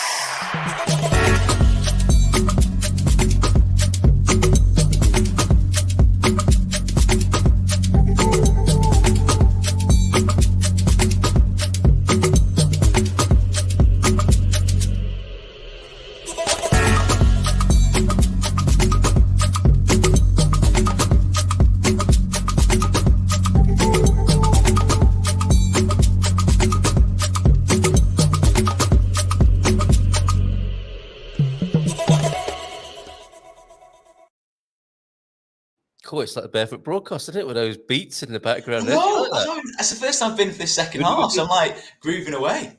Yeah, Like, good for you. And of course, we should mention my guest here. If you're watching the Iberian FM phone-in segment, this is Benjamin Stubbs, who's with us, the author of the 30-day Happiness Bootcamp, the Beginner's Guide, or the Beginner's Edition. More will follow. I see what you did there. The homework this week that he's given us on the Good Morning Portugal show is to smile for no reason. For much of the rest of the week, we're getting feedback about that already. Sunrise is beautiful out here. Just sent you a little video, Carl. So we'll play that towards the end of the segment this week. Thanks for that, Pete. And smiling in Portugal always has a reason, as everyone always has, or always beams a massive smile right back at you. Yeah, smiley culture for sure. Benjamin's here. Can take your calls. I'll just open up the phone line on 913-590-303. I hadn't heard anything about this Russian business of the gurus, the self-help gurus being arrested in prison. Do you know anything about that, Benjamin? No, because I've said before that I try and limit what I hear and read. I try to have the basic information and try to do my own research. But sometimes I get a bit lost with rabbit holes, etc. So I honestly, so I haven't heard about that at all. It wouldn't surprise me, but I just see the bigger picture. Like I always think, you know, with it's this famous quote from Jurassic Park of all things.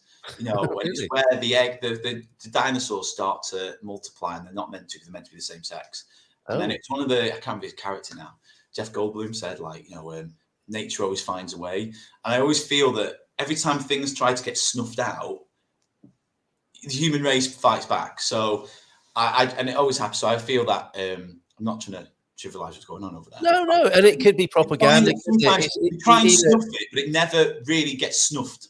Yes, and if you were anti-Russia, it would be a great thing to say, wouldn't it? You know, and I think it's interesting. I mean, the main meat of our edition this morning on the Iberian FM phone-in is to talk about which books, self-help books, have made an impression. And if it is, let's say it is true that certain authors and books are being banned in Russia, it kind of proves in a way, doesn't it, how powerful self-help books can be. So for you, Benjamin, you are the as we see on the screen there, you're the creator of the 30-day Happiness Bootcamp, the beginner's class there. You are a self-help book writer yourself, and it's not your first one either. Which are the ones that came before that inspired you to change your life and to start writing yourself? Well, if you think about it, one of the biggest self-help books, and I know it's quite controversial in its beliefs, but let's just talk about The Secret, which is probably the biggest one. Yes. But going back to kind of links perfectly to you kind of in my segment about what's happening in Russia, and the idea of The Secret, or what's written, the premise behind it is when she wrote it, she discovered a lot of the information was out there, but had been kept from the public. The idea of, you know, the control we have in our lives, control of our minds, what we put out there, all the things we kind of know, like, you know, what kind of, some people will call it karma, but what you put out, you get back. But then what they found is a lot of like secret societies and everything knew it and kept it quiet because they didn't want the masses to know. And the idea of The Secret was she wanted to share the secret of how to create your life and how to change your life.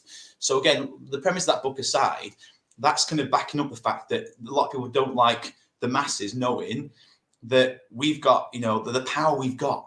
You know, the energy we've got inside, the control we've got about our minds, and we're kind of that's not been given us. We've had to kind of scrabble amongst ourselves. But what I find fascinating about the future, and it's also what James said, for me, I've got a lot of hope for the future because I've taught in a college for many years. So I've taught a lot of youth for like 10 years, and they are coming through. They know what's going on. They're not stupid. They don't believe the news and the dogma that's given them. So it's only a matter of time, and things are changing. So I wish they'd change a bit faster because I'm eager and excited. But that book is good because it kind of sums up what you were saying, that, you know, that's going on in Russia. People are trying to kind of suppress this information, but it's not going to work. It's already out there, isn't it? So, well, it is, and you could take a complementary political ideological view as well, couldn't you? That even in what are seen as the most democratic and free societies, let's call them sort of the neoliberal societies, where consumerism could be the religion or the way of life.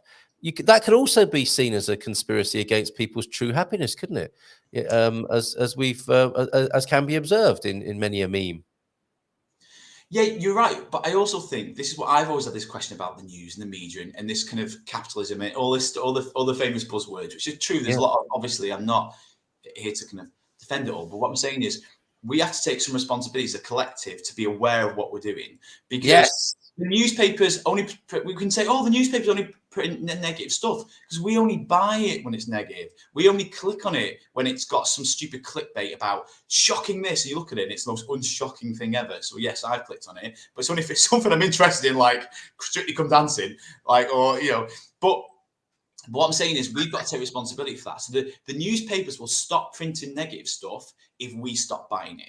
So we've got, I think everything, like, I always think it comes back to me. Going back to the previous segment about happiness, there's only so much I can control. I've got opinions, like I'm sure we agree on many things, Carl, but I'm thinking, what control have I got in this moment over certain things? And I'm thinking that is, for me, what I'm doing when I look out in the world, you know, you said capitalism and the way life is. We've chosen that. Until we choose not to choose that, then it's going to keep going. Does it help? Of course. Is it set up for us to stay in the loop? Yes. But through our own knowledge, we've got to start to question as a society and a collective, what is this making us happy? And most importantly, individually, right? Because I think it can only be done on an individual basis. Yeah.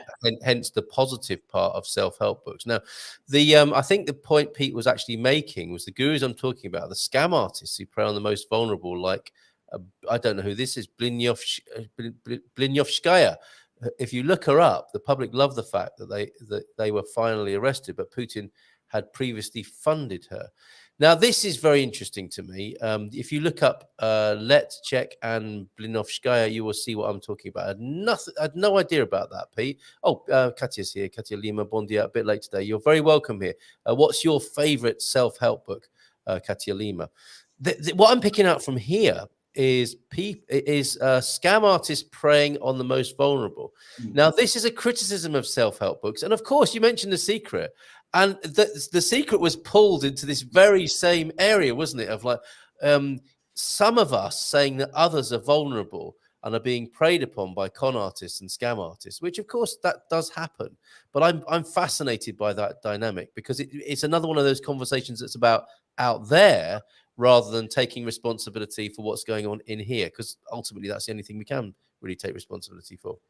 I think with everything, there's scam bankers, there's dodgy police, there's every area. There's some people that let it down. There's some charlatans in every region. Do you know what I mean? So we can say whatever. We can say it back. There's always going to be a few that take advantage of, quote, the vulnerable, unquote, you know, in that sense. So of course there's going to be gurus that know that by saying this 30-day, there's me. But you know, like, buy this package is going to change your life. Now, I haven't promised that. I've just said, look, guys, if I can, ethos of my book is, look, if you don't know where to start, just try this.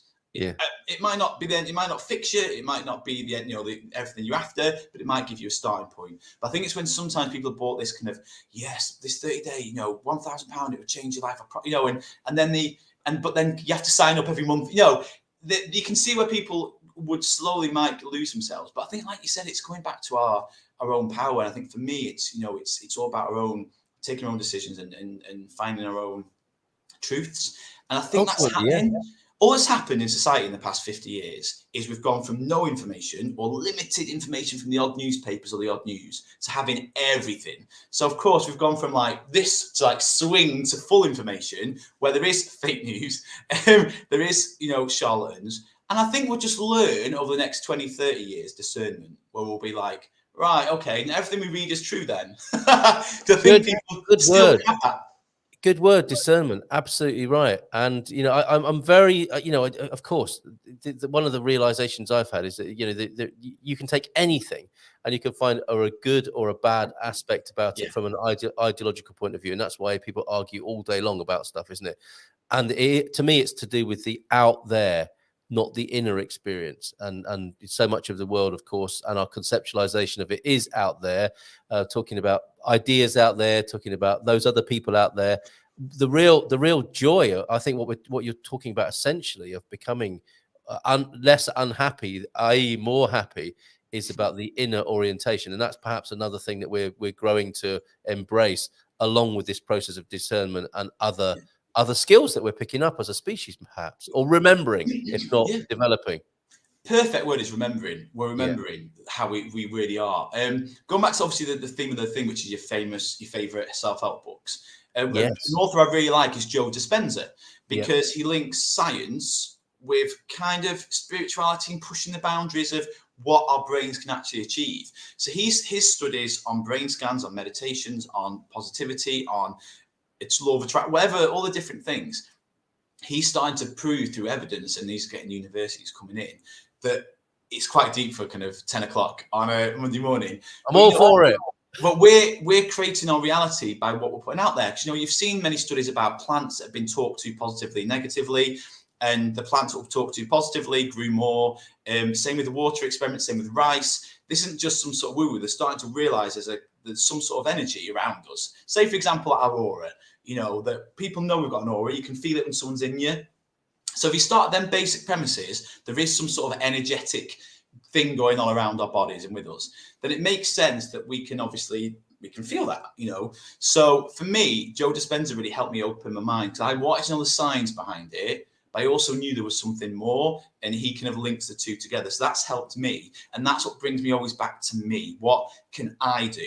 I can't control what's going on in Russia myself at the moment. I can't control what's going on with the government at the moment. Now, yes, anger has got its place and purpose. Of course, as like we discussed this the other week. But I don't want to be angry all the time. Do you know what I mean? Because that achieves nothing. And I'm depleting my own energy, depleting my own family life, and depleting what I've got to offer. So I've realized that, I've got opinions about stuff, but I don't get as emotional about it. And I will make my votes in certain points and make my opinions at certain points. But what I realized from this book was my energy that I'm sending out. And I've got so much more to give myself, my friends, my family, and to make this world a better place, which is what we all want, by not focusing on that as much. Be aware, be informed but not inundated, and then putting my energy in what I want to create. It'd be like if you got a new file and then you save on top of the old one. It says, do you want to overwrite? I'm like, yeah. I think that's what I want to do. I want to overwrite my old stuff with what I want. That makes sense. Rather than just complaining about the old stuff, like what do I want and where are we going? And Joe Dispenza's great for that. I'd recommend his books. Okay, so The Secret and Joe Dispenza, as if you're looking for inspiration for self-help books. Pete, continuing with this theme, feel free to call in, you, Pete, or anybody, 913-590-303. Happy to take a call on your favorite self-help book. How did it help you? And of course, it's a matter of debate on one level, whether or not self-help books are a good idea. What I'm interested in is ownership. That was something I forgot to talk about with James this morning, is owning things. And, there's the opinion level, isn't it, of are self-help books good or bad? And you can talk all day long about your ideas and opinions on that. But what I'm more interested in is which books have genuinely helped you and why. What's been owned, what's been realized, what's been seen with the choice of a good book. For what it's worth, my favorite, my enduring, two actually. One is How to Stop Thinking. And it works so well. I can't remember the author, and I don't know where it is at the moment. So How to Stop Thinking is a fantastic book. No, The Way of No Thinking. See, I'm putting it into practice. The book's done its job. Absolutely, it's destroyed my mind such that I don't know where the book is, who wrote it, or what even the title is. And the other one is Ridding Yourself of Unhappiness, which my great lifelong favorite author and spiritual teacher, Barry Long. Very, very, always happy to. You can see the smile on my face, can't you? And how it warms my heart. On the other hand, Russia, and people are being a little bit reluctant in sharing their favorite self-help books with us this morning. Russia is a bit unique in terms of the lack of control that people have over their own lives, which leaves them open to people that promise what is in fact impossible for them. So interesting, Pete. Now, from what Benjamin was saying earlier on, and you go on to talk about psyops and so on. Again, the things that we never used to talk about years ago that seem to be perfect, very on the near mainstream agenda now. What are they? Black swans and false flags and psyops and so on. But everyone seems to know about this stuff now, don't they? A lot of people do. What does knowing about this contribute to you, Pete? That's what I'm interested in. It's what you've brought to us into the conversation this morning. But I'm going to make a very sort of bold statement here that it doesn't really matter, does it, what's going on in Russia at the moment? And does knowing that, given the context of our conversation this morning, it is about human happiness, does it make you happier or less happy to know that this is going on? What I'm hearing, and I'm making a big guess here, is your compassion, is that you don't like to think of vulnerable people in an oppressive regime being taken advantage of. So you're quite glad to hear of it being stamped out. That's the juice, as far as I can tell. But what does it add to your happiness to know about this, to share about this? Because we're not very good, generally speaking, as I think you pointed out earlier on, Benjamin, with this sort of stuff. We don't look for the good and praise it. We're not necessarily thinking about what makes us grateful and looking at sunsets. We are quite easily distracted by things that make us feel wretched. But going back to what James said, it was perfect. And this is what we said. Our brain, we're naturally wired to look for negative on some basic core level because of, like looking out for something to be aware of, or some fear or some threat to us. So that is there. And that's where we've got to be aware of our pros and cons as humans, but then once we're aware of that, then it's a conscious choice to do that. And so there's no judgment in this. And like I said, I'm not here to say we should look at sunsets all the time and not know what's going on, because without information, we're not informed. But all I'd say is that it's a balance of being informed, but once you find yourself emotionally irate or emotionally tainted by this, tainting your life and your family life and who you are, then who's winning? Because the people this is not to Peter, by the way, I'm speaking generally, but the people that you're feeling for aren't getting any benefit from your feeling. So do you know what I mean? So it's more that it's find that balance of being aware and obviously having human compassion. We've got another guest. I'm trying to listen, but I'm being massively distracted by this little rascal who's coming, who loves seeing himself, smiling back at himself. This is what the homework is, isn't it? About smiling for no reason. Kids are our greatest teachers. Kids are our greatest teachers. They're non-judgmental. They have fun. They smile. They don't need much. Yeah, absolutely. And there is a teacher who just walked into the screen for us there, right? You know what? The universe works in funny ways. And isn't that the case? But are we just taking too much of this? Like, are we, with this wealth of information and wealth of knowledge, are we then getting inundated with all the crap that's going on around the world? But in the whole scheme of things, most people in the world get on. If you're looking in most communities, if you walk around in your community now, are most people fighting and scrapping and hating? No. Most people are loving. Most people are kind. Most people will do something about it. But what we do is we just look for little nuggets of stuff to kind of, and then we're drawn in by our human nature. And then we just lose that power. And going back to what I said about Joe Dispenza, that's basically what he's saying. That if we lose our inner power to make the change we want to change by looking at what we don't want all the time, we need to start focusing on what we want to create. Be aware, try to not to get as emotional about it, but then focus on where we want the world to be. And there's so many good things going on. I'm not here as our famous Pollyanna, but what I'm saying is there are so many decent people. There's so many amazing things going on. And shouldn't we be celebrating that? Be aware, but celebrating that. But we don't. We quite like looking and delving and rabbit holing. And what does it achieve? Rabbit holing. Yeah, I hope it's a phase we're going through, quite frankly. It's just this, Carl. We've just gone from no information to knowing everything. And then you want to know, and then you can find anything on YouTube. And then how many things do we think were going to happen, didn't happen? And then people then, so this is going to happen, and it didn't. And then it's just find that balance. I think eventually we'll get discernment where we're just like, well, and also, you can also find that balance at any time of the. You're talking culturally, societally, aren't you? Any individual can find. To be honest, on any level, we are just because now we've got all this information on anything, on food, on drink, on mindset, on news. It's just finding that our own discernment, our own balance of what works for us, and what we believe and what we don't believe. And the thing is, once we find out the stuff, we can find out what's going on around the world in depth. Then we obviously we're naturally curious, but then before you know it, it's ebbed away our inner happiness because we're just depressed by what's going on all around the world. But they're just tiny pockets of things that in a plethora, there's so much goodness going on. There is stuff going on. I'm going to make another very bold assertion here, but I'm not going to do it just yet. It's about I'll come back to that because I want to include and invite anyone who wants to call in. To talk about it. 913-590-303 if you'd like to do that. The line is open. Katia has suggested a book or is mentioning a book that was helpful to her. Not a self-help book, strictly speaking, but by the sound of it, it helped you. So on that basis, let's call it a self-help book. But a friend suggested it to me some time ago, The Healer's Prophecy by Herman Mamani. It helped me to see several things from a different perspective. Now, isn't that telling?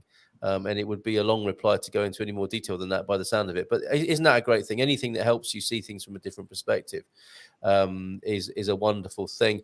And again, by using the phrase self-help book, of course, that is such a coverall that would include books that have been massively exploitative or used in an exploitative way. It's a very broad brushstroke. But I was just interested to know what people have been inspired by, such that they share that as well. So, of course, these things, like anything, can be used for positive or for ill. And I would refuse to say that they are just en masse a good or a bad thing. Tell us what is good about them from your own personal experience. I love Russia, says Pete, and would love to go back and enjoy taking an interest in what is happening there. Didn't know you spent time there. Hey, is he a spy, do you think? I suppose it is also interesting in terms of how the government backed and then dumped them for financial expediency. My understanding of Russian politics, or the way that Putin works, is that he funds everything. The opposition, and that was one of those great Adam Curtis documentaries, I think, about what was it called? Hyper-reality. Really good stuff. It also appears to be somewhat of a trend globally. What is that, financing everybody or banning self-help, some self-help speakers? Right. What I was going to say that I think is quite controversial, Benjamin, is that this discernment you talk about is actually an intelligence test. Managing to keep oneself joyous, free of unhappiness, is the ultimate intelligence test. And if you slip away from what we might describe as our birthright and our natural state, you have in some way done that to yourself as an injury. What do you reckon? Yeah, but I think we've got to be a bit. Yeah, it's a very bold statement, and I think at the core of it, there's a lot of it that's truth. But I think it's more we've got to be softer in the sense of this, because we've been trained not to be this way. We've been trained. Society. Oh, I hate the word society. But just so many avenues pushed on us to be the way we are. Yes. So to even start to break through that when we've had like mainstream media telling us the opposite all our lives, it's great. So I'm really pleased people are starting to see it. But it's just. It's just finding that kind of balance, and people will find that balance. And it's okay to be unhappy. That's the thing. You don't want if I said to you, the good old famous one, if I said to you, Carl, now do not think of a pink elephant. Don't think of one. Don't think of one. You've thought, see you later. It's done. So we are where we are. And it's about softening where we are, but just realizing, because a lot of people don't know where, like, again, going back to the book, but the softening where we are and giving people the kind of, that's why. Oh, yeah, I do naturally do that. I do naturally go to the news when I come in. I don't need to. I do naturally look for negative stuff. I did that. It's just giving people the awareness. And then in time, they'll realize that feels better. But it's funny, who came on to say hello in the background? I couldn't quite see him. I just saw a hand on the side. Little soul, yeah. The ray of sunshine. So, well, children are one of our biggest teachers. I know they have to go through the things we do, but they let things go. They express their emotions. They do what they want to do when they want to do it. They tell you how they feel. They have fun. They're non-judgmental. We kind of lose them aspects, that kind of childhood innocence as we get older. But I think that's why we love fancy dress. We love getting drunk, because it gives us chance to act like children again. But really, that's what we're kind of after. One more thing before you go. This is the delicious conundrum of all this talk, isn't it? Is that you were saying it's okay to be unhappy, and I want to say it's not, because unhappiness hurts. But I get your point at the same time. This is the great, if you like, spiritual, cosmic consciousness conversation, isn't it? Because it cannot be dealt with on an ideological binary basis. Yeah. Happiness is neither good nor bad, ultimately. But we do know from our own conscious experience that it isn't fun to be unhappy. Nobody really wants to be unhappy, do they? But therein lies the beautiful, the motor of life itself, that if we are experiencing unhappiness, it's feedback, isn't it? It's feedback, and it needn't be seen as good or bad, more possibly as a motivator. Well, if we see it as the point, we have people put sandwich boards on every day. So our sandwich board, we put it on, and that sandwich board is our name, my name. And on that sandwich board, there's some big things that are very potent. So maybe your religious beliefs, your football team you like. So and certain things are smaller. So we wear this personality sandwich board every day. So if someone's been the way they are, and obviously you kind of want to make this kind of talk show to kind of uplift and share knowledge, etc. So when people wear this, if we go in and be like, come on, unhappy's wrong, come on, get happy. We feel it as we get defensive about it. So what I've realised with it is if we're too harsh on unhappiness, then people get, because that's where they're at. And I just realised with the softer approach, do you know what I mean? It's okay to be where you are, but there is other options. Because then it's softer. It's same with politics. When you go on Facebook and there's a political debate, people are... Whenever, at the end of that thread, does someone go, do you know what? You're right. They never do, because they've done... If they do, Benjamin, they say, do you know what? You're right. And they don't mean it, do they? They just do a passive-aggressive little gesture to finish the argument with. So it's giving everyone the freedom to be where they are. But if they want to feel better, it might be worth looking at other avenues. And it's a softly approach. I don't want to battle that. And that's what I think what I was saying at. And I know you're getting that as well. Absolutely. Deciding on whether happiness is good or a good or bad thing is a fool's errand. What difference does it make what anyone thinks about that? All that I do know from my own personal experience is that I don't like feeling unhappy. And that doesn't make it a bad thing. That makes it a thing. And a thing I might want to do something about. And that's why I might turn to somebody like yourself to help me with that. Well, going back to, because I know I'm a time's up really, but but with the idea of, we have a guidance system. So animals have instincts, right? The birds fly south just before a snowstorm. Animals find their way to the one tiny watering hole. They know they've got it. We've got instinct. It's called our emotional guidance. So how do things feel? If I don't like mushrooms, I try to like them, I don't. So if I try to give myself mushrooms, I don't like them. I know. I don't like being like 41 saying, "Can you take the mushrooms out?" But I just don't like them. But I don't like the texture. Anyway, it's another thing. But I would not buy mushrooms and cook and eat them because I don't like them. Because my taste buds are going, ugh. And we have that same guidance. So, it's yes, I need to be aware. Like, I think, was it Pete saying about interest about Russia? Pete, by the way, this is not about you. I feel like it is, but it's not. Not about you, Pete. Sorry, Pete. What I'm saying is that we've got a choice, haven't we? So you could be interested in something. And then if after a while you think, this is starting not to taste good, then you think, right, I've been on here too long. And I think that is kind of what I want to leave with, is we have that choice. What makes us feel better in this moment? And sometimes it is to find out what's going on, but then we know. But then, then it's a choice over how we feel, what we feed in our mind, so what we're reading.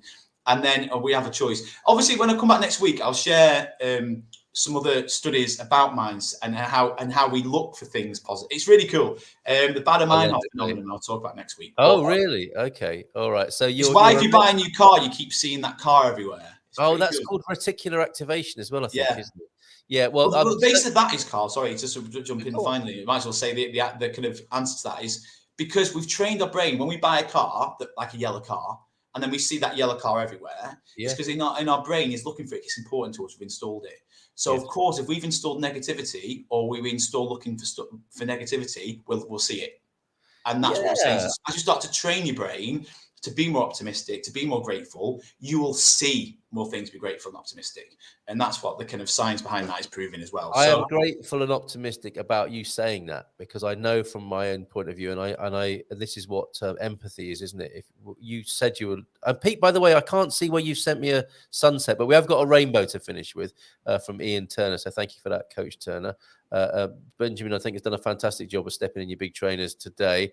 But the gratitude, I can't remember what you said, but the beauty of, I'm very grateful and optimistic about our conversation, about the particular things you said, because this love of the sunset you have is perhaps a trained, kids aren't really doing that, are they? If you say to a kid, look at the beautiful sunset, it's like, okay, great. And then they go on and do, but for adults, it's like, we've gone out, haven't we, on a long arc, and we're coming back to these beautiful things like sunsets that remind us of the child, you could say, of momentary joy.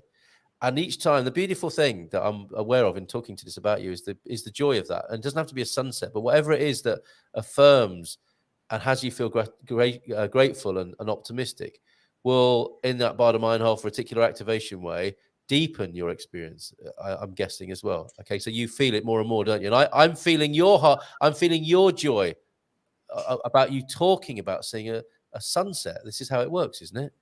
Well, yeah, but exactly. So going back to your kid about the sunset, if you look at kids, they'll pick up stones and just love, this is the best stone ever. They carry it around for every time we go out. What was that? Another guess. We get so many. And that's so going back to what we said about gratitude when we first started speaking to James. Gratitude is trained, and you've got to train yourself. And as you start to be grateful on the smaller little things like kids are, you'll then naturally see more things to be grateful. You'll naturally feel gratitude easier. So I can literally cry at a sunset sometimes. But then what's interesting about life is we all want different things. Some people love train spotting. Some people love football. It's following your bliss, finding things that make you feel better. Do that. Be informed, but find the things that inspire you and do that. Whether it's sunsets, tulips, football, train spotting.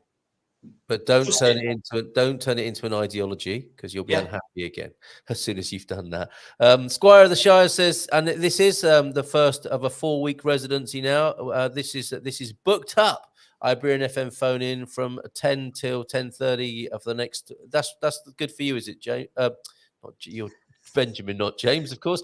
You can join us. James is a great guy, so I'm quite flattered to be compared with him. Well, that's why I did. Yes, I'm here next few weeks. Okay, this has really resonated with us, listening to the conversation today with you and Benjamin. Really helpful. And Sarah, morning to you.